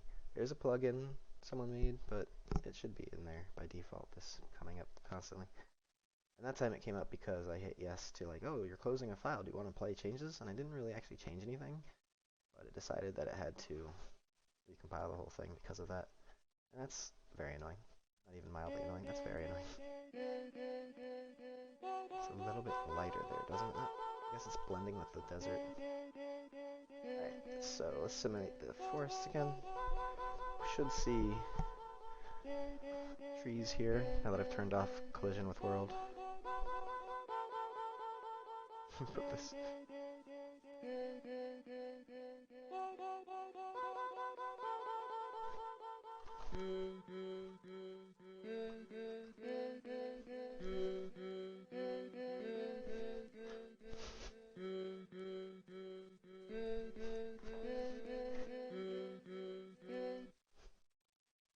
Wasn't this? Oh. We expand Medicare to include hearing aids. How long have I been ignoring him? Half And an hour? eyeglasses, and I'll tell you what else we do. We expand Medicare to cover home health care, so the people are not forced out of their homes into a nursing home. There we go. And we do all of that over a 4-year period. That's the true remix. So the first year, we expand Medicare to cover what I just said. Perfect. And we lower the eligibility. It's like he's listening to this channel in his like earpiece Next year down to 45. to keep his Next year calm. down to 35. Next year, everybody is in Medicare. Totally on the beat. Totally on the beat. I need your help. I want you to help me out on this issue. This is what I do at virtually every meeting like this. Alright. Okay, so these didn't grow as much. Pay for healthcare is a real and legitimate issue. Okay? But And it's an issue we need to discuss. that's not what we wanted to do. And I So, get criticized, as I mentioned a moment ago. seeds per step. Let's try that. But I want to talk about how we pay for healthcare today. How we pay for healthcare. We pay for it through premiums. If you're in you have employer-based healthcare, you pay for it through premiums where you're self-employed. I want to talk about premiums. How much are people, anybody here want to volunteer as to how much they're paying? Whoa. Ma'am, stand up to the mic right here. Give us your name if you could, please. Turn around, face your friends. I paid $600 just for my husband and I. A month. A month. Plus we have a $6,000 deductible. Yep. And then we have a 20% copay. So virtually last year we paid Lighting makes such a difference, doesn't it? medical, and I'm still making payments today. This isn't even in-game lighting. And still paying this. At least we've got our 4 forests. Well, 3 forests in the desert. Thank you very much. And I know it's not easy for people to stand up in front of the TV cameras. Just ignore them. I ignore them all the time. They ignore me, I ignore them. We have a great relationship. I want to put the animal parts back on here. Look, it almost even looks like sand dunes here, almost. Whatever happened here. It almost just looks like a desert. Like, look at this. This looks like a freaking desert. This is just like random crap I just smashed down. That's pretty cool. And also someone let me know if the, you know, trying to listen to me and having Bernie in the background is too difficult. But it's kind of chill for me to listen to, because I wanted to catch up on what he's doing.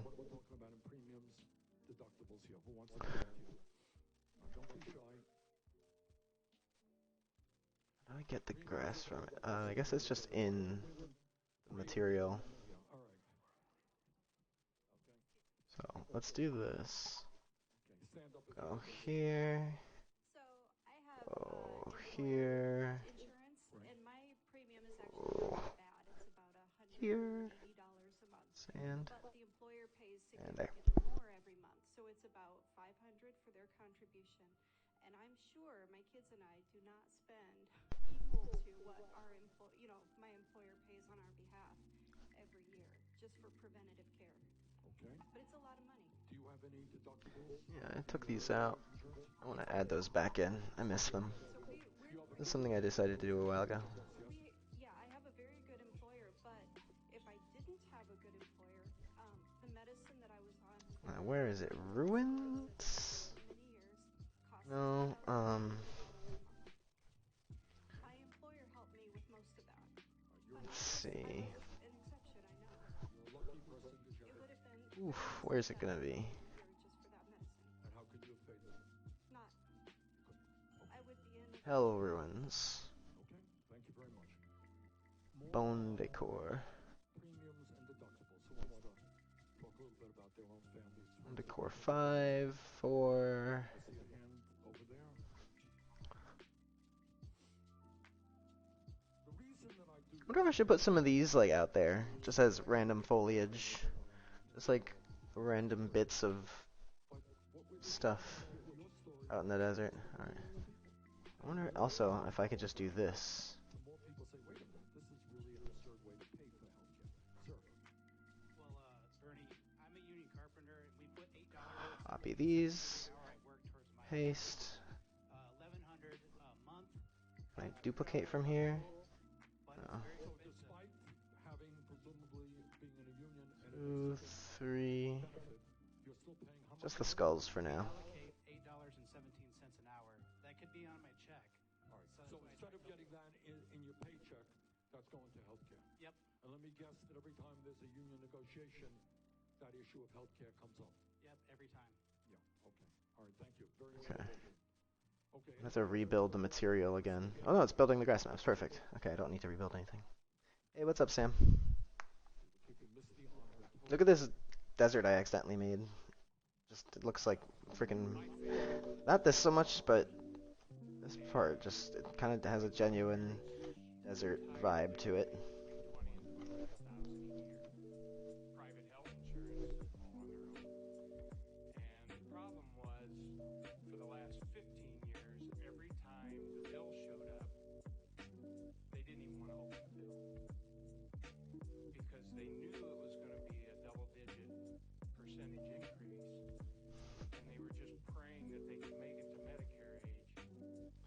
increasing the swamp density, now that I think I know how.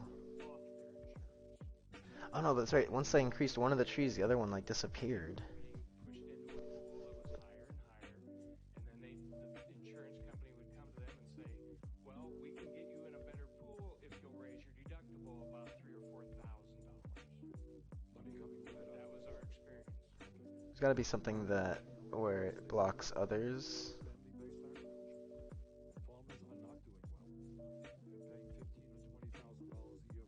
Maybe this one doesn't have can grow and shit. No, they do. They both have.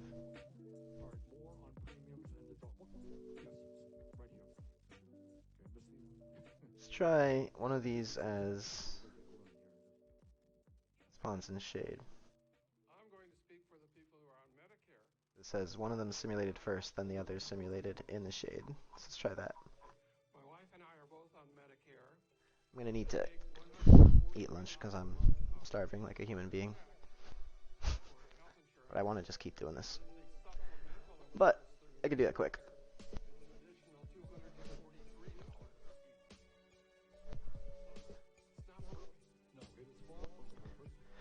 I'm just gonna let this go. Oh, look at that. Did that work? I don't really see the other tree type. This one's too big.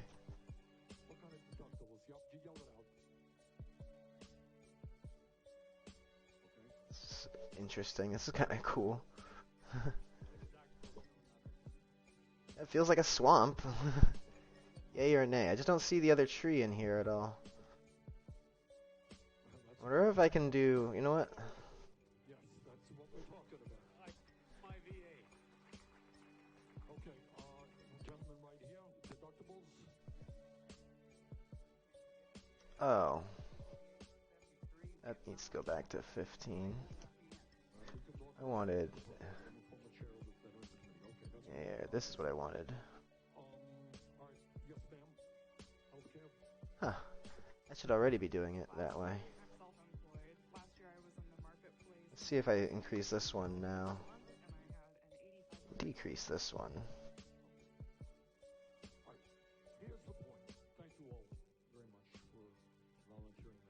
See what happens with that now.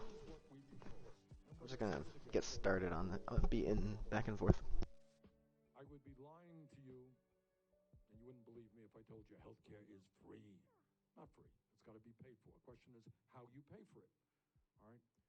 We are going to pay for it in a fair and progressive way. When this woman is paying $17,000 a year, that ain't fair and that ain't progressive.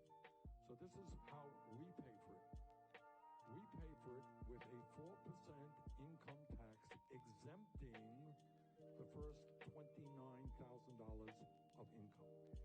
The average family in America, the person in the middle of the American economy, makes about $60,000 a year. That means for that family, exempting the first $29,000, they're paying 4% of $31,000, which is a little over $1,200 a year.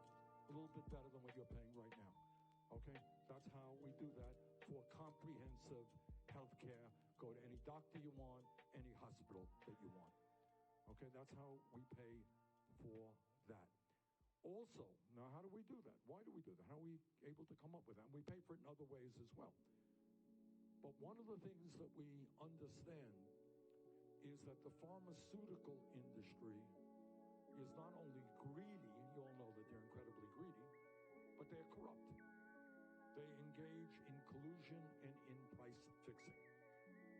So they collude to drive prices up. Some of you may know that a number of months ago, I made a trip from Detroit to Windsor, Ontario, to buy insulin for people who have diabetes. Anybody here have diabetes? I see a few hands up here. Okay. What we did in Canada is buy the same exact product sold in the United States. Who knows what the differential was in Canada? How much cheaper it was in Canada? Anyone know? It was 1/10 the price. You got it? 1/10 the price the people in the United States were paying for the same product, 15 miles apart. How so? Help me out here. How does it happen? And it's not just insulin, of course. And by the way, in terms of insulin, what I learned on that trip, this is how crazy and dysfunctional our healthcare system is. 7.5 million people use insulin in America. About a quarter of them are rationing their insulin. You believe that? Which means some may die and some are getting sick. Same story that woman told us a moment ago. If she didn't have insurance, what would happen to her if she didn't get the medicine she needed? 1 out of 5 people in this country, when they get a prescription from their doctor when they're sick, cannot afford to fill that prescription. Meanwhile, you'll all be delighted to know that last year the 6 major drug companies made $69 billion in profit. So one of the ways we're going to lower healthcare costs in America is we're going to take on the greed and the corruption of the pharmaceutical industry.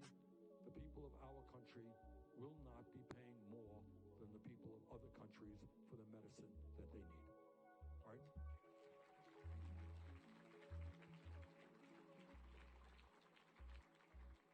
Now, how else do we save money? How can we come up with such a cost-effective way to provide comprehensive health care at all? Well, one of the reasons that our healthcare system is so expensive is that there are thousands of separate and different healthcare plans in America, all right? You have a $5,000 deductible. You got a $10,000. You're in this network. You're in this network. Your plan covers this prescription drug. Your plan covers that prescription drug. You can go here. You can go there. To administer these thousands of programs, just think about what a nightmare it is. You're a hospital. You're a doctor's office. To administer all of these different programs costs us many, many hundreds of billions of dollars a year. Medicare for All is a simple program. You got a card. You go to any doctor you want, any hospital you want. You walk in there, they, put you into the computer, whatever it is. That's it. You don't take out your wallet. You don't take out your credit card. If God forbid you end up in the hospital, you walk out without a bill. It is a simple system, non-bureaucratic. And one of the things that people hate about this system is the incredible bureaucracy and the fights that have to take place every day with the insurance company to determine whether or not you're going to get coverage for what you thought you paid for. Right? Is that true? All right. This is a simple system. That's how you save money. You walk in, you get the health care you need. You don't have to argue with anybody. All right? We don't have to pay people to argue with you. All right. Last point that I want to get off of health care, just touch briefly on another point that will open it up to your thoughts. Anybody who tells you, as Donald Trump does, that climate change is a hoax is not only lying to you, but it's really unbelievably endangering the lives and well-being of their own children and future generations. Just astounding to me that people are prepared to ignore what the science... Alright, I gotta eat, but it looks like we're in business here. ...of their own kids and grandchildren and future generations. What the scientists are now telling us is not just what they've told us for years. That climate change is, of course, real. I'm gonna hit play and jump in there. Serious damage in our country and around the world. What they are now telling us is that the crisis is much worse than they had originally believed. Okay?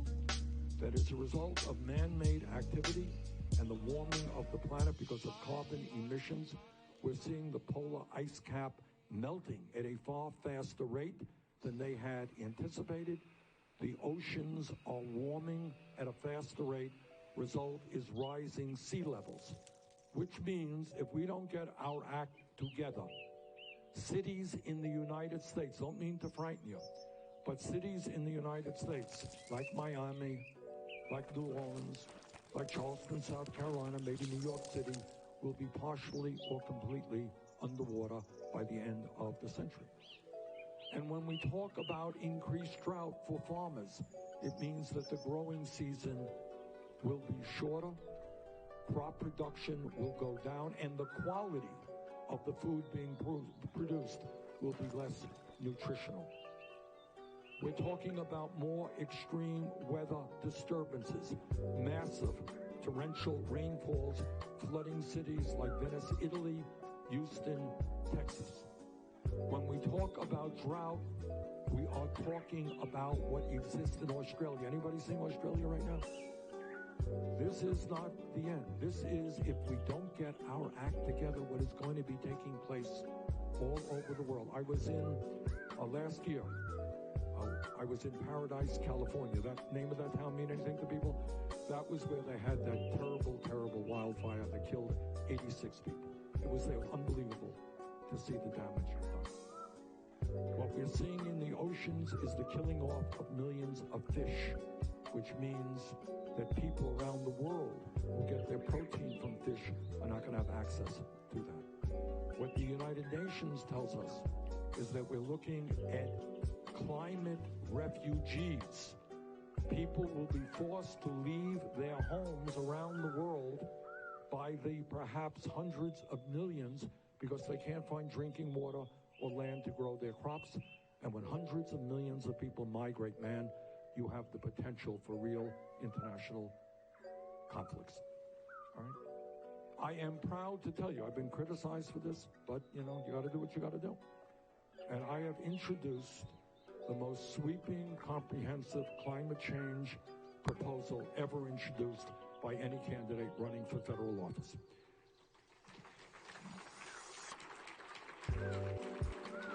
And people say it is too expensive, And you tell me, I want you all to think about what is the alternative? We are fighting to save the planet. And if you think the damage being done in Australia today is cheap, you're wrong. They're going to have to spend billions to rebuild what happened. Think what happened in Paradise or Hurricane Sandy cost us $60 billion when it hit the East Coast. All right? So one way or the other, we're going to be paying for it. I would rather pay for it, do everything we can to prevent the crises that are imminent. And here is the other problem. It is not just that we have to take on the fossil fuel industry. But if tomorrow the United States did everything great, we transformed our energy system away from fossil fuel to energy efficiency and sustainable energy, that still would not be enough because this is a global problem. So what I'm here to tell you is, unlike Trump, I will not ignore the problem. I will not tell the people of this country and the world that it is a hoax. What I will tell them is that it is an existential threat to the entire planet. And I will do my best as president of the most powerful nation on earth to tell the people of China and Russia and India and Pakistan and Brazil, be just maybe, instead of spending $1.8 trillion a year on weapons of destruction designed to kill each other, maybe we should pool our resources and fight against our common enemy, which is climate change.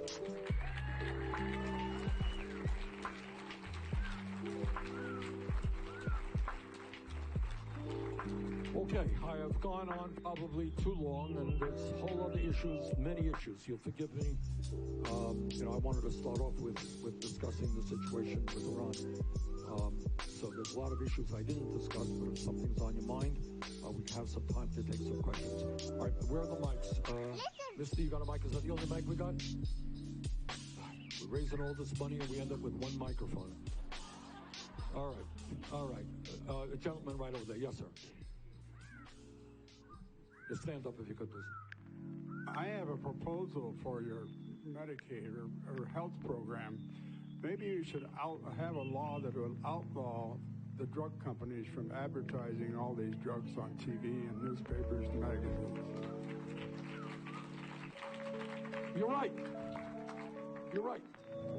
And I'll tell you, if you ever listen to these ads, if you take this medicine, it might lead to cancer, constipation, death, headaches. My God, you wonder why anyone would want to take that medicine in the first place. But you're right, because what that does, the pharmaceutical industry ends up spending. They claim that they're spending all their money on research and development, trying to come up with drugs for cancer and Alzheimer's. Yeah, they do spend some.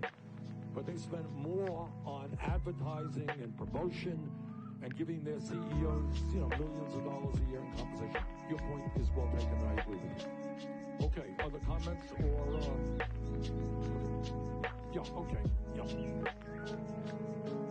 First of all, I want to thank you for coming to Paradise. That's where I'm from. And, it's kind of like the economy. It's a recession when your neighbor loses their job, and it's a depression when you lose yours. It's inconvenient when somebody else's place burns down, people are killed. When it's your place, it's an emergency. And I appreciate you for standing up for the world, because without addressing climate change, we're doomed. No matter what we do politically other than that. And I want to thank you for that. I got to run because I got to take my sister to physical therapy. And by the way, it costs about $100,000 to get 2 knees replaced in this country today. And that's pretty bad. Okay, thank you. Okay, I see a woman over there, Misty. Hi, Bernie. I really appreciated your explanation of the healthcare plan and how we are going to pay for it. One thing that I just have a question about, if I misunderstood, was will that 4% tax be a flat tax, or is it going to be progressive? So that someone that makes $250,000 a year, are they going to pay the 4% that someone who makes $60,000 is going to pay? In this case, yes, but we have a number, as my friends on Wall Street and the billionaire class know, we have a wealth tax and in general a progressive income tax to make sure, thank you for raising this issue, that in the midst of massive income and wealth inequality, the people on top will pay substantially more in taxes, but not for health care. They'll pay 4% of their income. Okay, ma'am, right here. I woke up this morning very angry, and then I heard about what Trump did. And I can't call him president because he is not a president. And I'm tired of hearing about young black people getting shot. I don't know what to do. I'm lost. Well, one thing we cannot do is allow Trump or anybody else to put us in a state of despair. Because sometimes they want to do that. It's so, and believe me, everybody feels that. You read the papers, my God. We talked about climate change. You talk about the potential of war. For the sake of our kids and future generations, and I got 4 kids and 7 grandchildren, we cannot allow ourselves to be in a state of depression or despair. And what this campaign is about, and I'll give you good news, the other side of that despair is, and I don't mean to be boasting here, but, we have in this state and all over this country just hundreds of thousands of people who are working hard to try to change this country through a strong grassroots movement. I've been all over this country, and I want you to know there are beautiful people, young people, who really are prepared to fight for justice. And so I want you to know that. But in terms of, you raise the issue of people being shot, African Americans being shot disproportionately, criminal justice is an issue right up there on my agenda. Okay, and in terms of criminal justice, very briefly, we have got to ask ourselves, how do we have more people in jail? We have over 2 million people in jail today, disproportionately African Americans and Native Americans. All right. So what I believe that we should invest in our young people, in jobs and education, so that when kids are in school, they have the tools that they need, not to drop out, not to hang out on a street corner, but to become productive members of society. We invest in that rather than more jails and incarceration. All right. The other thing we do is end cash bail. Anyone know what I talk about when I talk about ending cash bail? There are 400,000 people. Now I want you to hear this. This is, you talk about criminal justice? This is criminal injustice. You got 400,000 So, people sculpting, right now, scratch stuff. convicted of anything. How does that work? You know about that? Okay. How do people end up in jail if they haven't been convicted? Help me out here. They can't pay their bail. So you're arrested. Maybe you're arrested for good reasons, maybe for bad reasons. I don't know. Maybe you're innocent, maybe you're not. But if I put you in jail and you can't afford the $500 you need for bail, you stay in jail. And if you are innocent, you know what you're going to do? You're going to reach a plea bargain which has you pleading guilty maybe when you weren't guilty in the first place. No, this is too much. Cash bail. Tell you something else. What we're going I want to use target value. I want maybe you don't. 21. But we will end, if I have anything to say about it, the so-called war on drugs.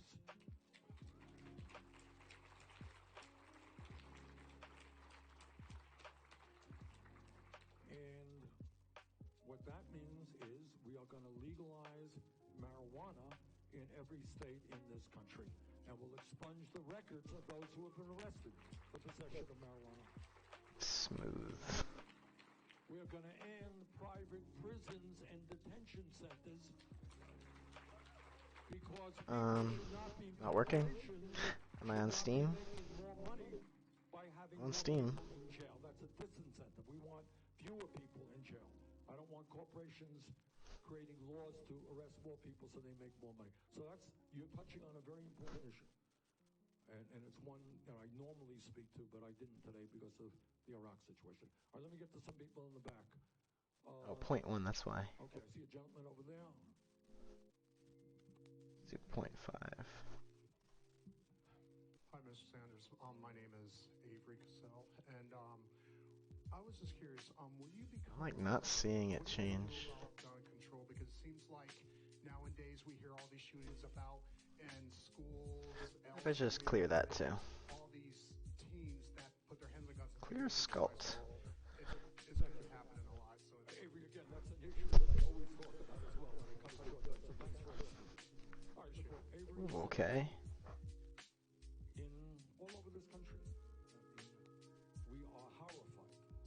We are numb. We are frightened by the level of gun violence and mass shootings that have taken place. And, just a while back, a woman in New Hampshire said to me, Bernie, what am I... And by the way, it's not just the killings.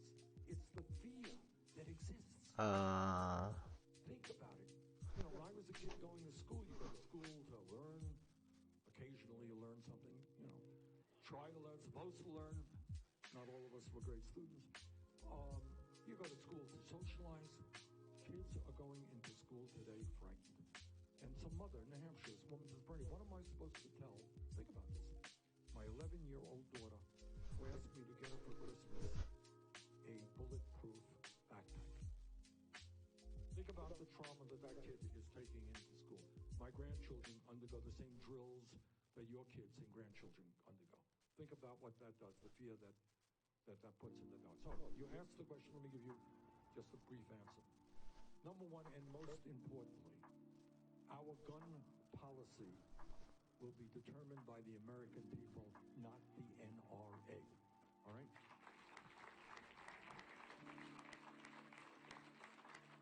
And what we have today is a broad consensus. I'm not here to tell you everybody agrees. But over the years, as a result of these terrible shootings, what you see is gun owners... You can clear individual channels on the edit layers. That's a nice tool. Many thousands of people who hunt and own guns and I'll keep that path there for now and see if it comes back as we paint this in. So I guess they're on here probably. There it is. Okay.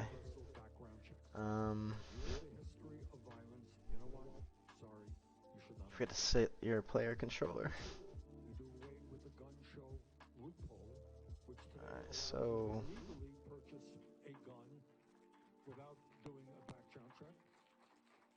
should be like a sand layer based on the height. Which allows you to walk into a gun store today, legally buy guns, do a background check, and then sell those guns to gangs or criminal members. Fourthly, and this is a new consensus which has been forged, I think, in this oh, look at that. something I've believed in for decades. Not even using the whole landscape. The sale and distribution of assault weapons in this country.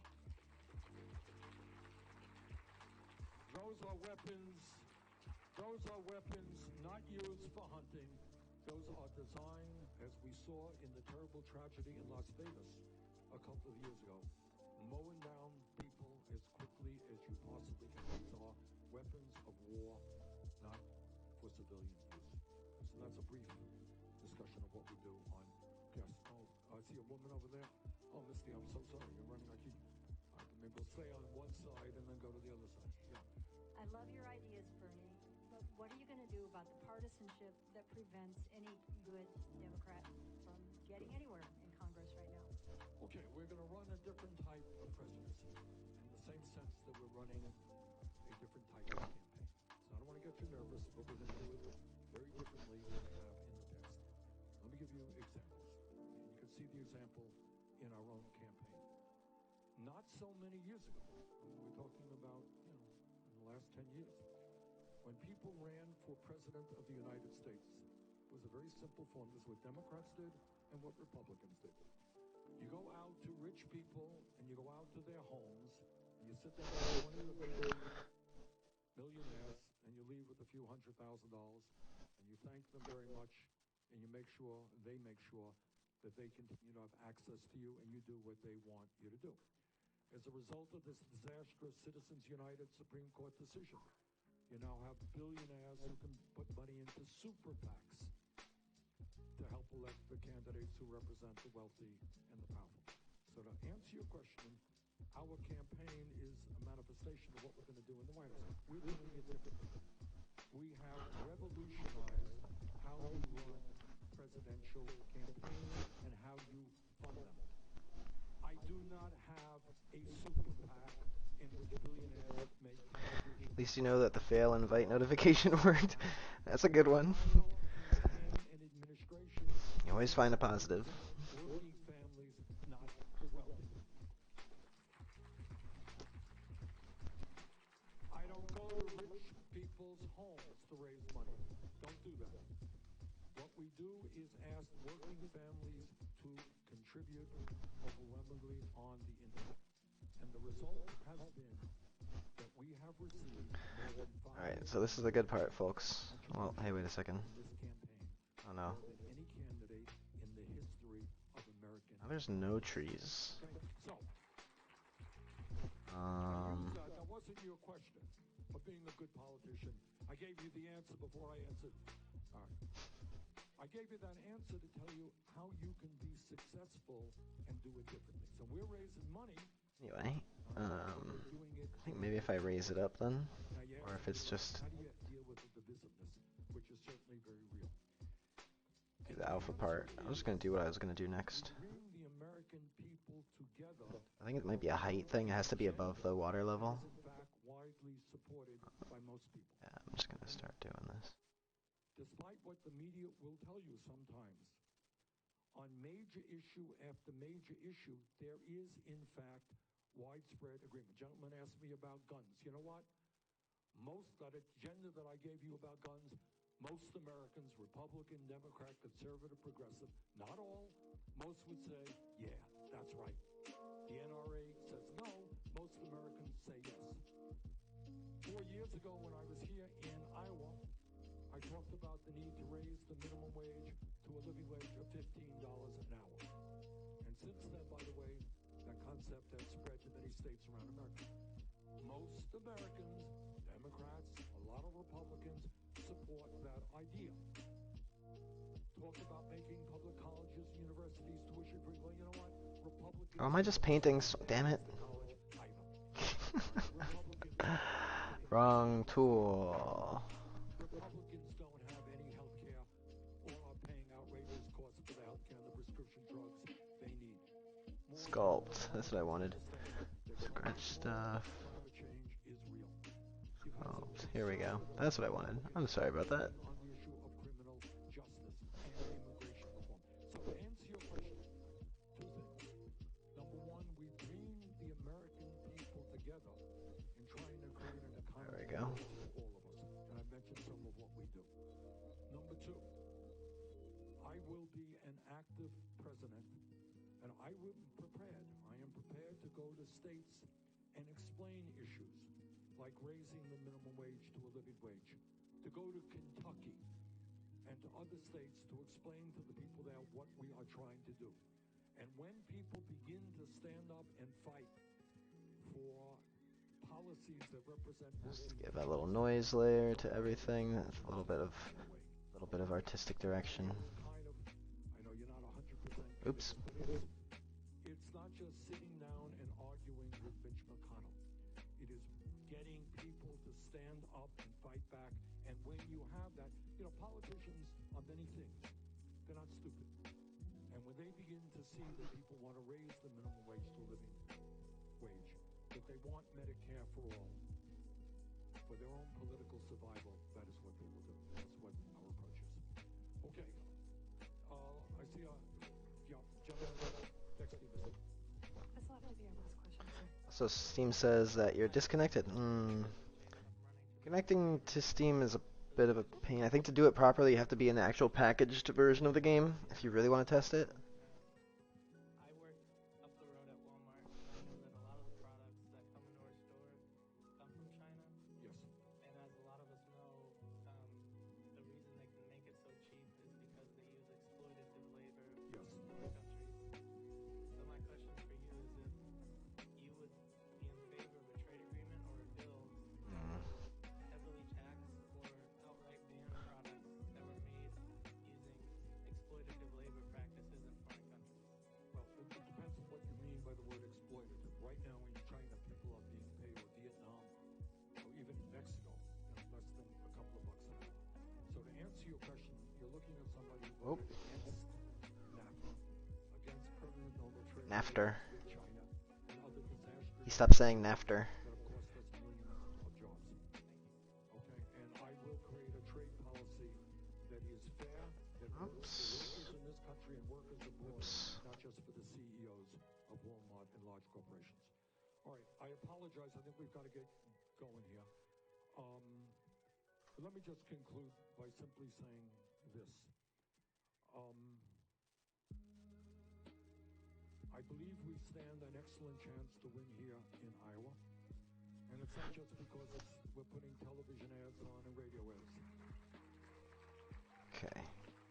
Do the Ocean Edge thing real quick. Now, Misty, the other woman with the microphone, is, among other things, she's our state director here in Iowa.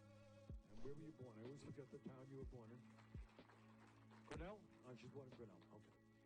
So she knows the state.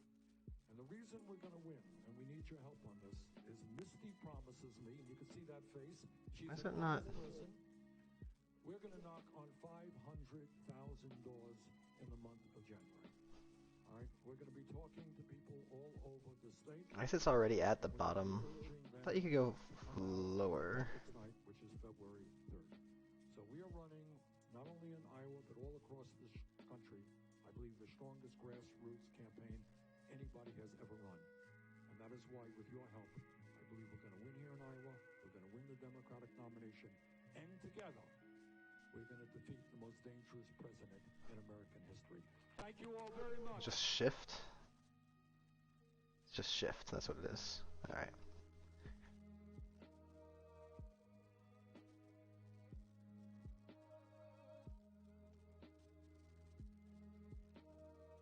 Needs to be complete bottom.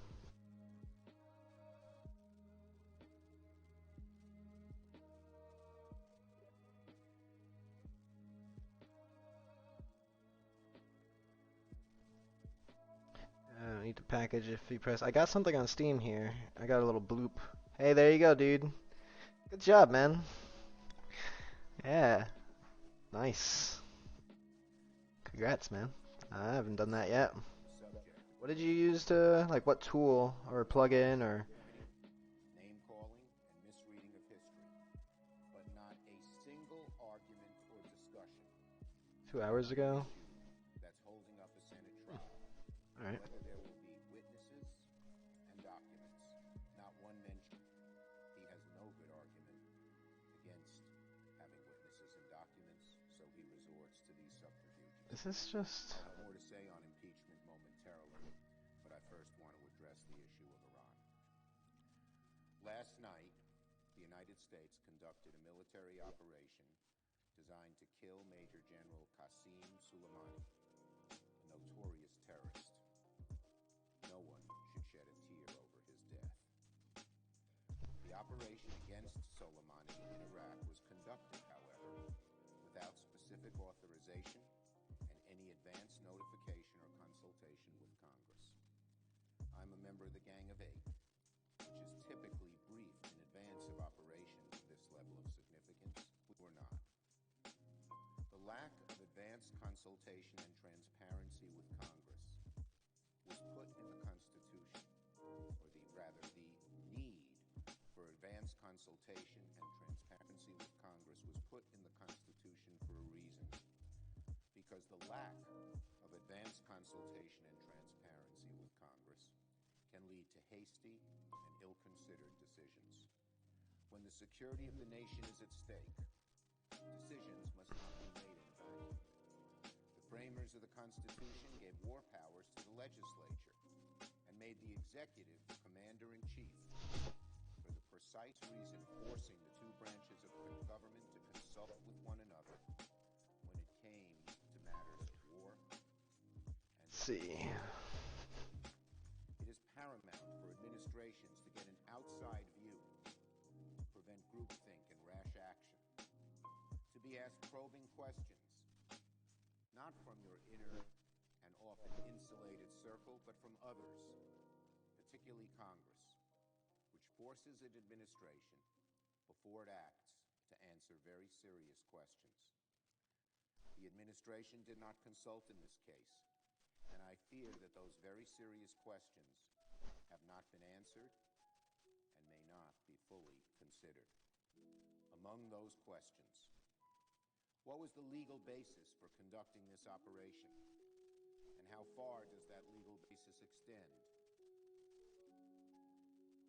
Iran has many dangerous surrogates in the region and a whole range of possible responses. Which responses do we expect? Which are most likely? Do we have plans to counter all of the possible responses? How effective will our counters be? What does this action mean for the long-term stability of Iraq and the trillions of dollars and thousands of American lives sacrificed there? How does the administration plan to manage an escalation of hostilities? And how does the administration plan to avoid a larger and potentially endless conflagration in the Middle East? These are questions that must be answered. It is my view that the President does not have the authority for a war with Iran. If he plans a large increase in troops and potential hostility over a longer time, the administration will require congressional approval and the approval of the American people. The President's decision may add to an already dangerous and difficult situation in the Middle East. The risk of a much longer military engagement in the Middle East is acute and immediate. This action may well have brought our nation closer to another endless war. Exactly the kind of endless war the President promised he would not drag us into. As our citizens and those of our allies evacuate Iraq and troops prepare for retaliatory action, Congress needs answers to these questions and others from the administration immediately. And the American people need answers as well. Does it start to look familiar? Mr. President, the Senate begins this new session of Congress preparing to do something that has happened only twice before in American history, serving as a court of impeachment in a trial of the President of the United States. President Donald Trump stands accused by the House of Representatives of committing one of the offenses the Let's founders try most feared a blueprint brush. when it came to the stability of the Republic, abusing the powers of his office for personal gain, soliciting the interference of a foreign power in our elections to benefit himself. I need to put the ocean on here. Congress in the investigation into those matters. The consequence of an unprecedented blockade of relevant witnesses and documents, flatly denying the legislation legislative branches. There's a lot more work to do to bring it back up to shape, but Oversight of the executive. let's see. So eyes turn to the Senate. The question before us is, will we fulfill our duty to conduct a fair impeachment trial Brushes. of the United States, or will we not? Landmass. Pressing question facing the Senate at the outset of this second session of the 116th Congress. Will we conduct a fair trial that examines all the facts, or not? The country just saw Senator McConnell's answer to that question. His answer is no. Instead of trying to find the truth, he is still using the same feeble talking points that he was using last December. What is selected? The country just saw how the Republican leader views his responsibility at this pivotal moment in our nation's history. The Republican leader prefers finger-pointing and name-calling to avoid answering the looming question. Why shouldn't the Senate call witnesses? The Republican leader hasn't given one good reason why there shouldn't be relevant witnesses or relevant documents. We did not hear one from Leader McConnell today or any day. Once again, Leader McConnell tried to bury his audience under an avalanche of partisan recriminations and misleading references to precedents. There is only one precedent that matters here. That never in the history of our country has there been an impeachment trial of the president in which the Senate would deny the ability to hear from witnesses. Let me repeat that. That is the salient fact here. There is only one precedent that matters.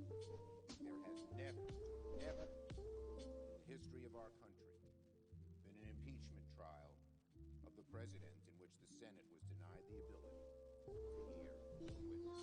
Yet the Republican leader seems intent on violating that precedent and denying critical evidence to this body and to the American people.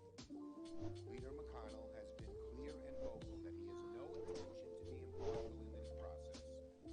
Leader McConnell reminds us today and in previous days that rather than acting like a judge and a juror, he intends to act as the executioner of a fair trial. Thankfully, the rules of the impeachment trial will be determined by the majority of senators in this chamber. Little strange. There we go. Not by the Republican leader alone. And The crux of the issue, still, is whether the Senate will hear testimony from witnesses and receive documentary evidence directly relevant to the charges against the president.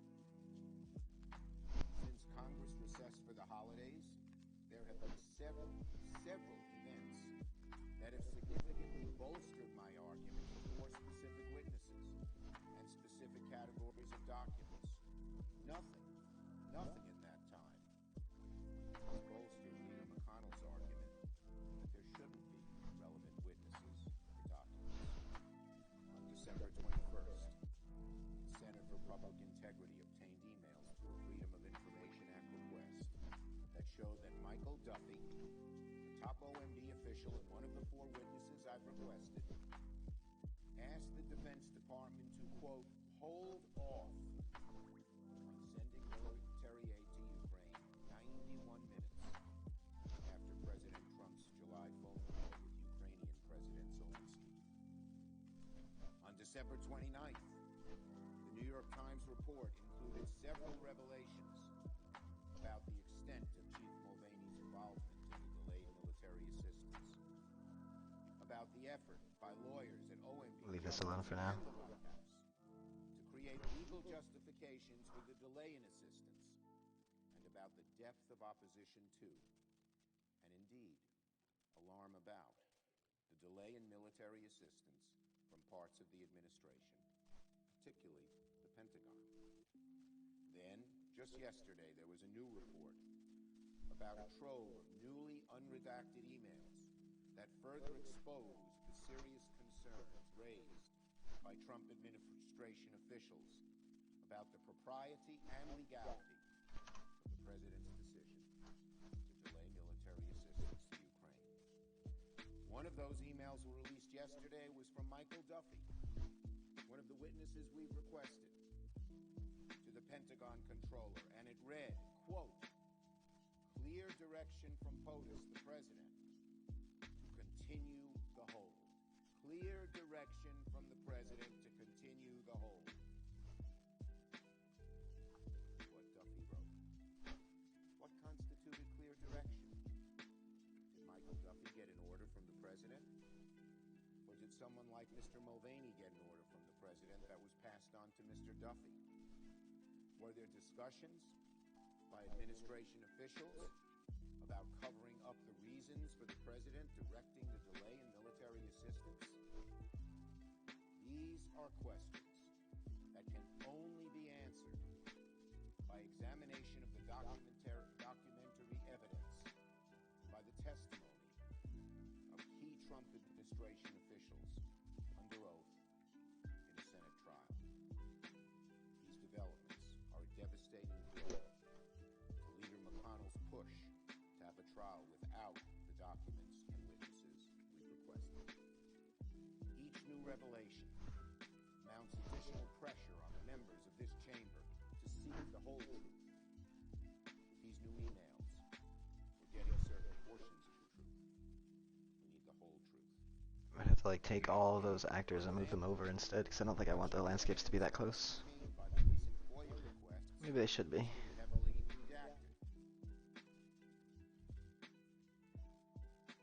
Here is an email chain between officials at the Pentagon regarding the political article Let's just redo. that first revealed the Trump administration was delaying military assistance to Ukraine. It is completely redacted. Every word. Crossed out. Not available. Can't be seen. Here's another email. Let's see how it works. Apportionment between officials at OMB and the Pentagon. Redacted. None of the words can be seen at all. We know now that some of these redactions were covered up. Only some of it. Why did they redact the sections they redacted? Who ordered the redactions? Why are they covering up? What are they hiding? These questions must be answered. When you are accused of something, you don't suppress evidence that will exonerate you. The fact that the administration is going to such lengths to prevent such emails from coming out is extraordinarily telling. It seems This is the other one I haven't touched this whole day. This is what it was already here. getting the full documentary record would undoubtedly shed light on the issues at hand. There's the new one. Senior Trump officials It might have affected performance. But it's kind of cool to see them so close. ordered, whether or not it was legal, and how it was connected to the effort to pressure Ukraine into announcing investigations regarding a political rival, the president. And these emails represent just a sliver of the documentary evidence that exists in this case. There was an exceedingly strong case to call witnesses and request documents before the Senate went out of session for the Christmas break. In the short time since, that case has gotten stronger, and remarkably so. We are not asking for critics of the president to serve as witnesses in the trial. We are asking only that the president's men, his top advisors, tell their side of the story. And Leader McConnell, once again, unable to make one argument, one single argument, as to why these witnesses and these documents should not be part of a trial. Now, I want to respond to one suggestion by Leader McConnell, that we follow the 1999 example of beginning the impeachment trial first, and then deciding... Oh, I know why. It should be like this. First, to hear McConnell say no witnesses now, but maybe some later, is just another indication he has no argument against witnesses and documents on the merits. Will Leader McConnell commit to witnesses and documents now and discuss timing later? Second, Leader McConnell's comparisons to 1999 are hopelessly flawed and inaccurate. Just want to be roughly in the middle with that. It doesn't have to matter. You want the precedent of 1999, there were witnesses, as there were in every single impeachment trial of a president in history. It would be a break in precedent for there not to be witnesses. Third, there was even a greater rationale for witnesses in the Clinton trial. In 1999, the witnesses in question had already testified. They had already testified under oath, extensively. And there were also bipartisan concerns about the suitability of the subject matter for the floor of the Senate. There's no analogy to today's situation. The witnesses we've requested never testified under oath, and the documents we've requested have not been produced. Smoothing is actually really good. I thought it was going to flatten things out more. We have a tradition in America. Try flatten with like 0.1.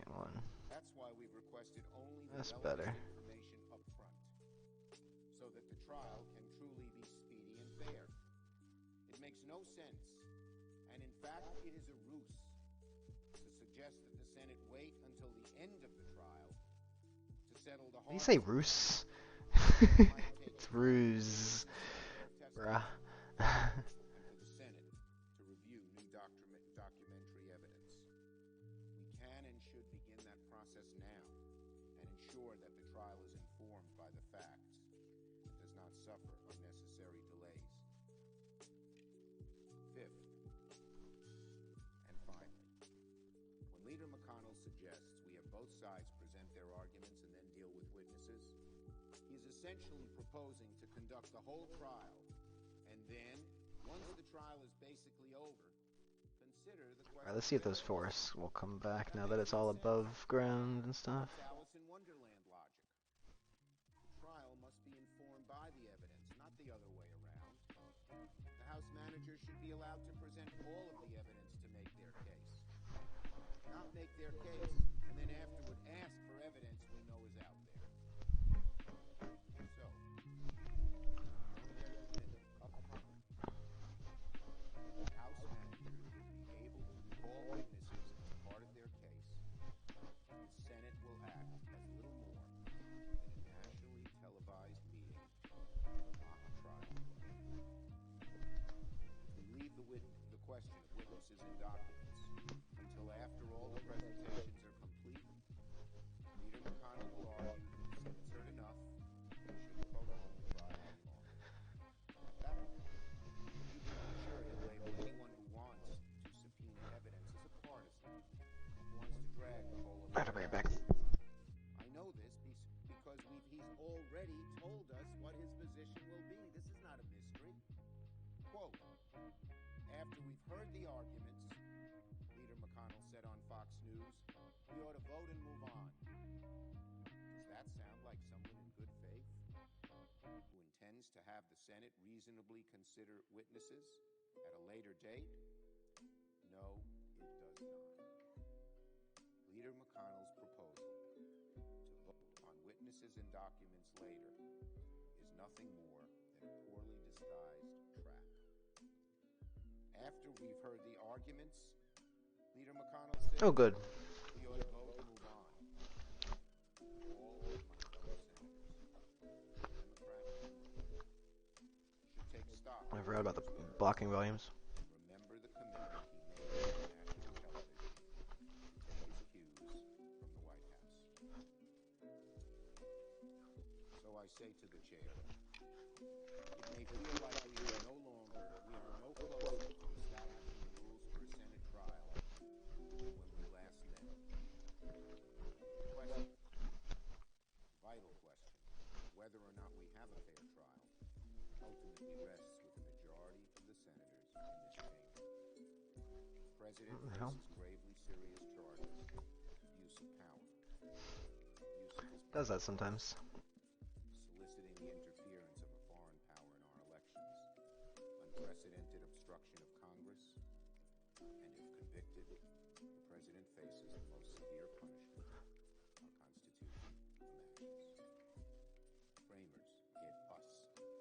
chamber I don't need all of the United these. States Senate. The sole power I don't think I want to this charge this most difficult huge one either. Congress under duty. Will the Senate rise to the occasion? I yield the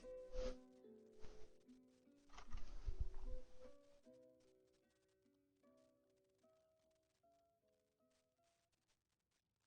Can I find the house? Right there. The chair recognizes the distinguished senator from Maryland. Thank you. That's enough of that.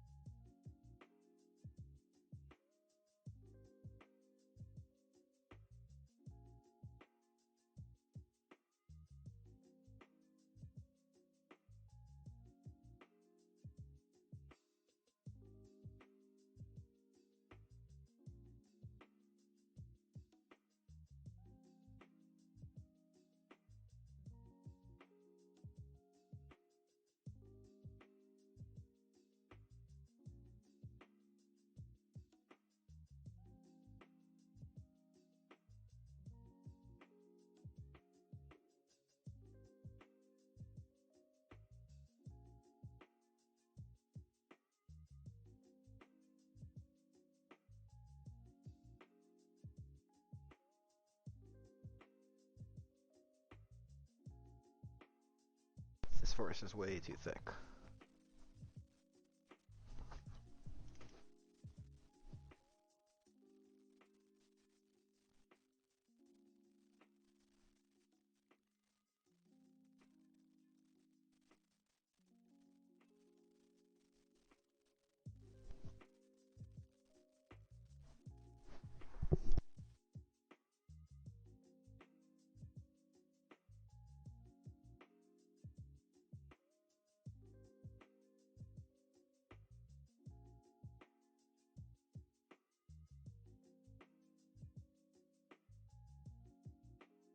Alright, I think I need to, this is the first day of new matches, 2020, new millennium. Well, technically the millennium started like 20 years ago, but, so I'm actually doing really well. I don't know if you could tell, but I want to make sure I take it easy. It's like 3 hours in already. That didn't help at all. Oh well, everything's pretty good except for the fact that this forest is so thick. I just want to tame that back a bit.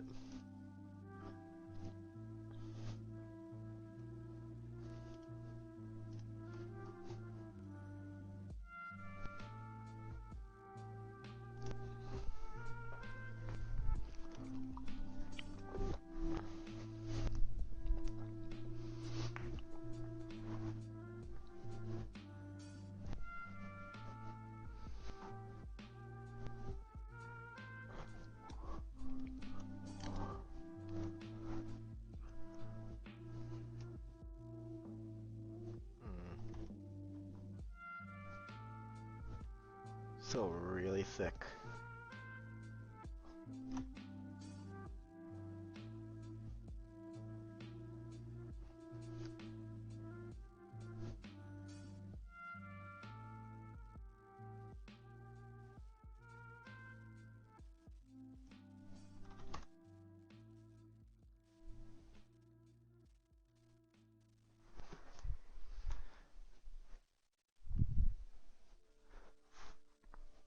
But anyway, as for the topic of the alpha test, join the Discord. We'll be doing it soon. Like I said, I just want to,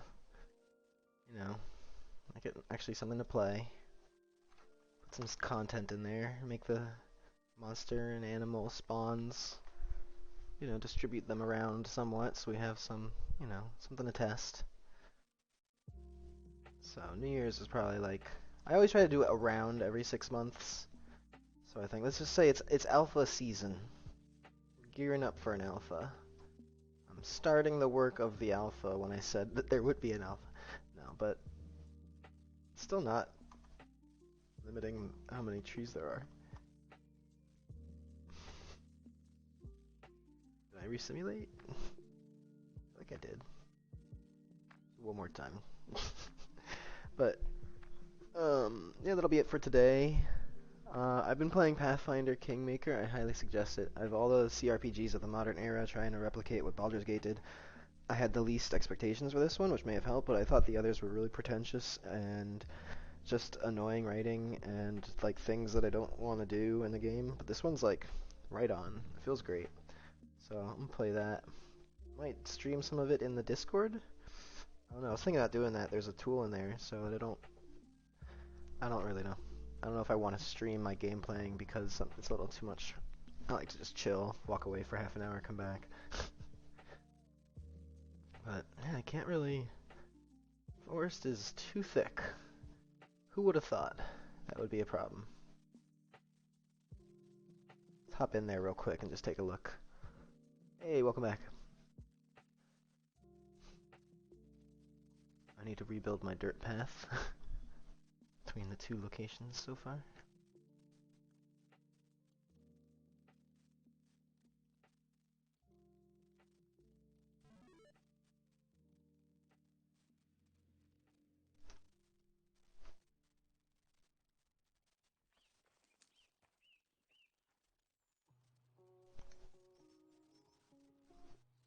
Pretty good performance considering.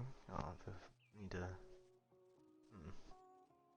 Oh yeah, I have to paint the sand dirt path thing here, whatever.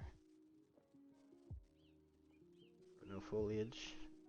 Isn't too bad, I guess. I mean, you can run through it. It's actually, the performance is pretty terrible, so maybe not a good idea. I wonder if that's just because everything is still transitioning in the sky to catch up, or if it's because of the area having too many trees. It's kind of ridiculous. There's no way to get your bearings. You can kind of run through some clearings. Feels like a proper forest, I guess. Here's that random cliff.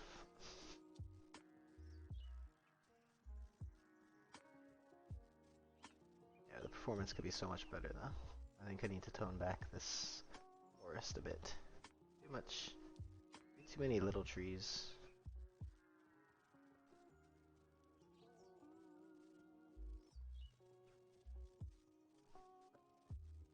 Yeah, the performance is too much. See if I just pause it. Yeah, it's GPU limited. That's the same grass. I've just sort of increased the amount of it over the time as the performance has gotten better elsewhere. Because that's something you can always, very easily turn down.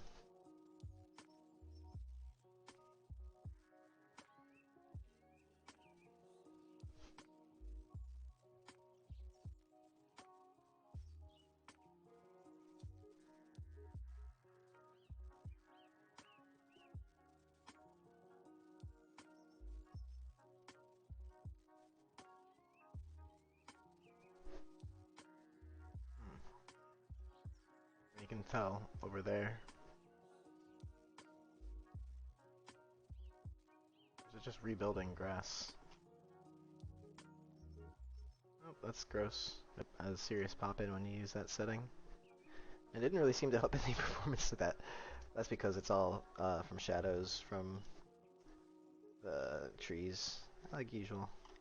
There's just too many trees.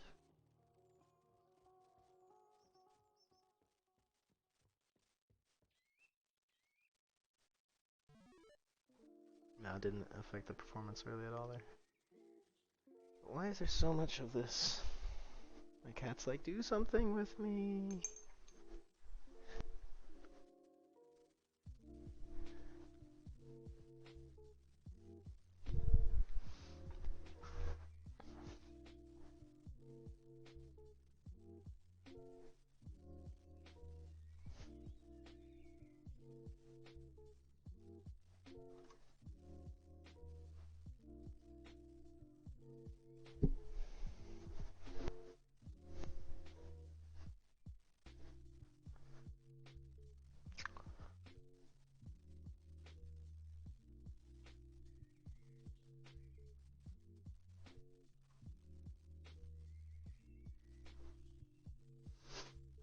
enough trees.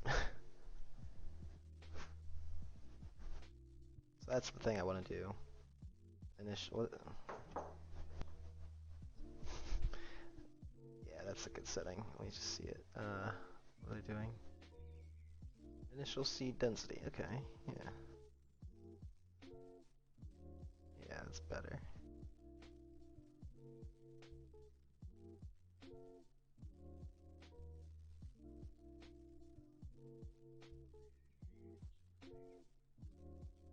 Oh, you know what well, I don't think I noticed any performance gain from being outside of the map. Might be.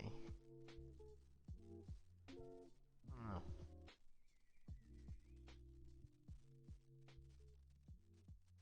I'm like loading the menu map and just seeing performance real quick. Let me try these other. Meow.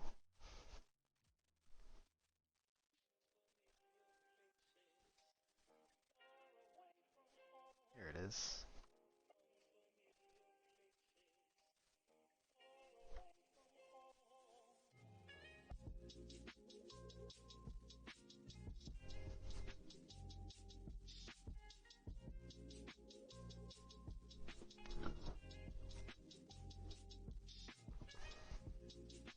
So funny you can see like a line and the noise pattern. Here. Oh, it doesn't look any different.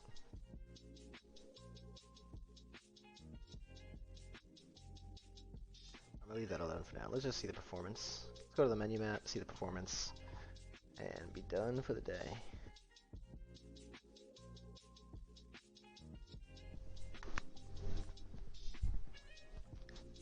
But I'll probably come back later if all things go well otherwise.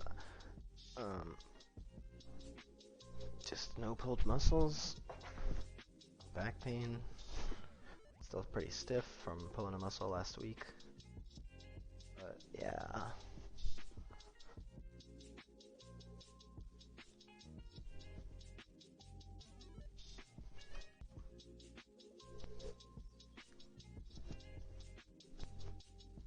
Oh yeah, see the difference?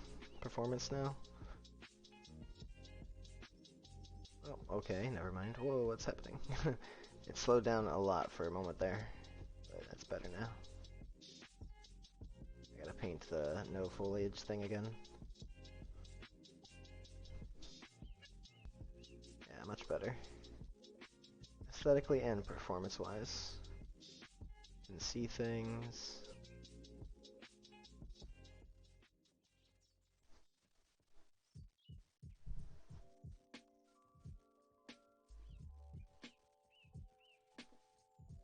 Yeah, definitely a good boost.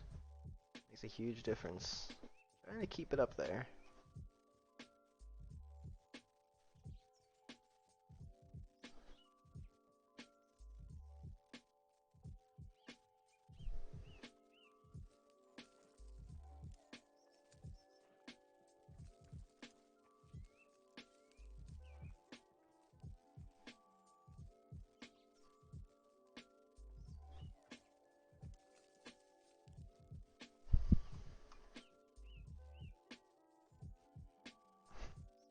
Thing is, there isn't really any fog here. It's not close enough to tell. Thinking about just not reducing the fog and keeping it on at night, because it provides more of a cool effect. Like you would be able to see the beams coming through from reverse, kind of.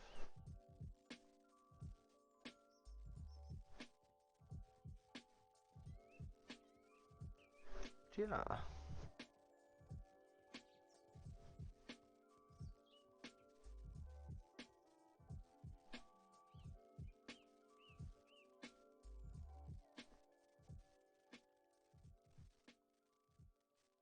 Save that there. I appreciate the sentiment, but I'm afraid it's nothing more than a daydream. Moon glow, probably. Okay, no, that's good.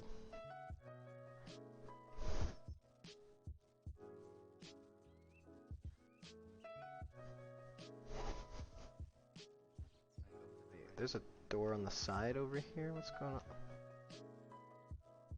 Oh, it's a lumberjack's house. That's right. I was so confused. I'm like, what? When did I put a door on the side of this?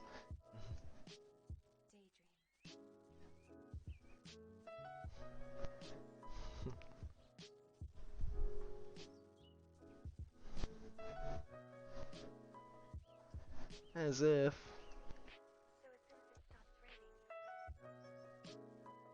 So some of that improved climbing.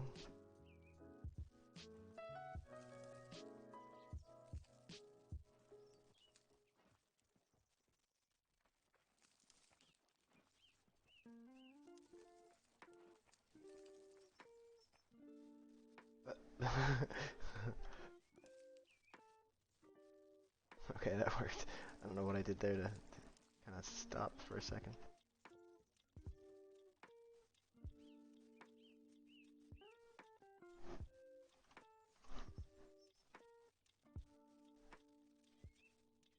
Oh, let's see if I believe these work now.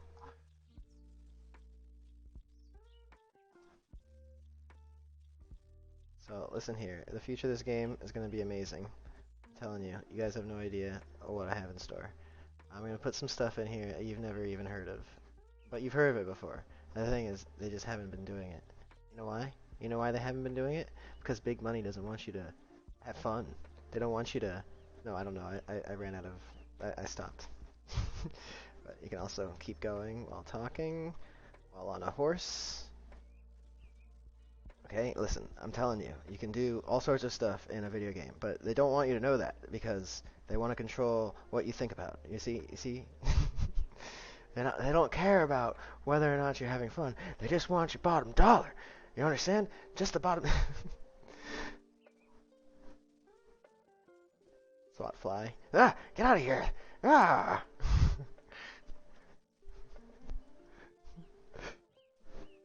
You took the same screenshot. Nice. He needs to slow down completely before. Come on, do the thing. There we go. Woohoo!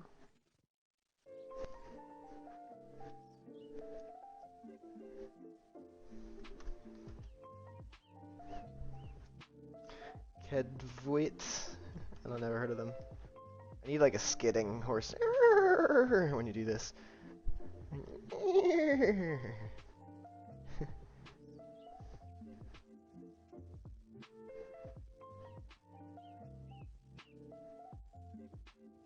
But a quick fix, adjust the lantern torch. Okay, whatever fix I did to the player character, I need to apply it to... So the lantern smoke is like coming out of the wrong place, or did it get fixed?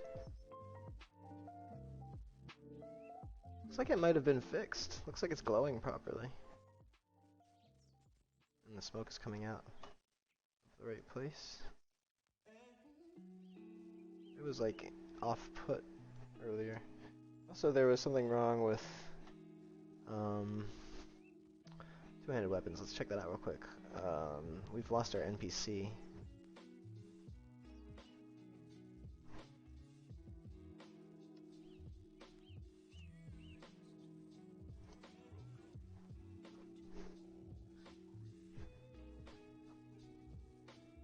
This weapon master should still be there.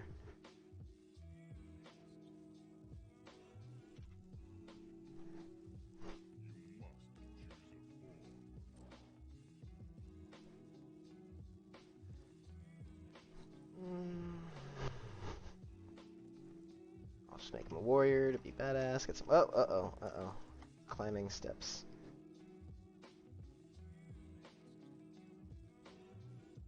Okay, so broke stuff there.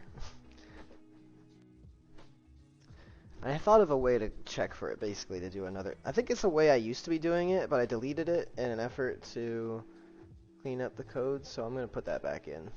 That was the proof that I needed to have it back in. Oh wait, no, I can just do two weapons master. There we go.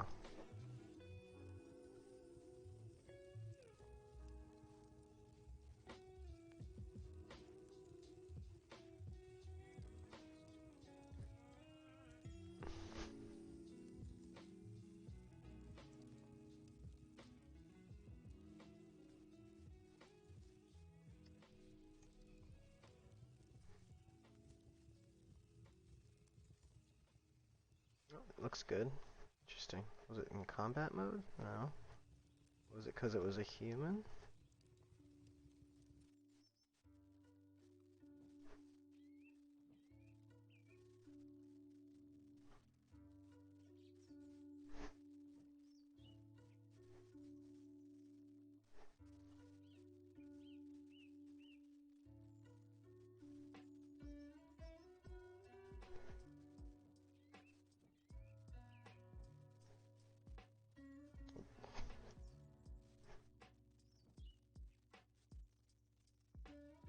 he's good. Whatever problem I had before, it might have been because I had some of the inertial stuff unplugged. So it looks like the second hand is gripping fine.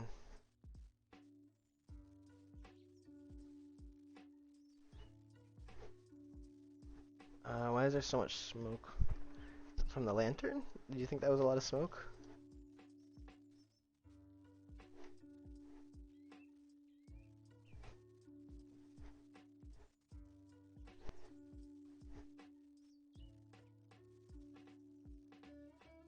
I guess it's a lot of smoke for like a little candle. It's not something you really notice though, that's the thing. It's not something you pick up on when you're just playing. So I think for it to be visible at all, it has to be kind of like a bit much. But maybe I'll reduce it if everybody's running around with lanterns. Oh, in the creation room. Oh.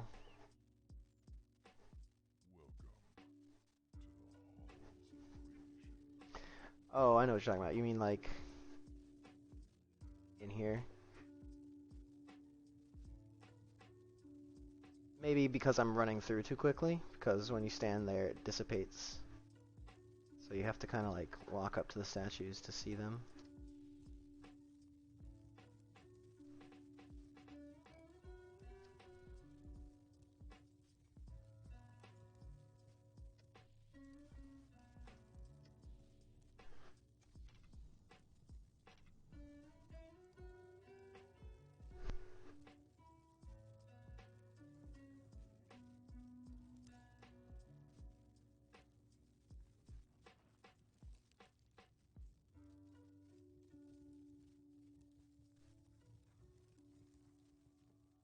Kind of like you have to descend into the fog. I don't know, I'm really curious how totally new players who've never watched me stream or anything actually take this in as a first impression, because this has been like my stream for most of the time I've been working on this game. I'm still climbing over stuff. Yeah, I don't want you climbing over stairs. I'm gonna put that in next time. Refix climbing next time I'm not streaming.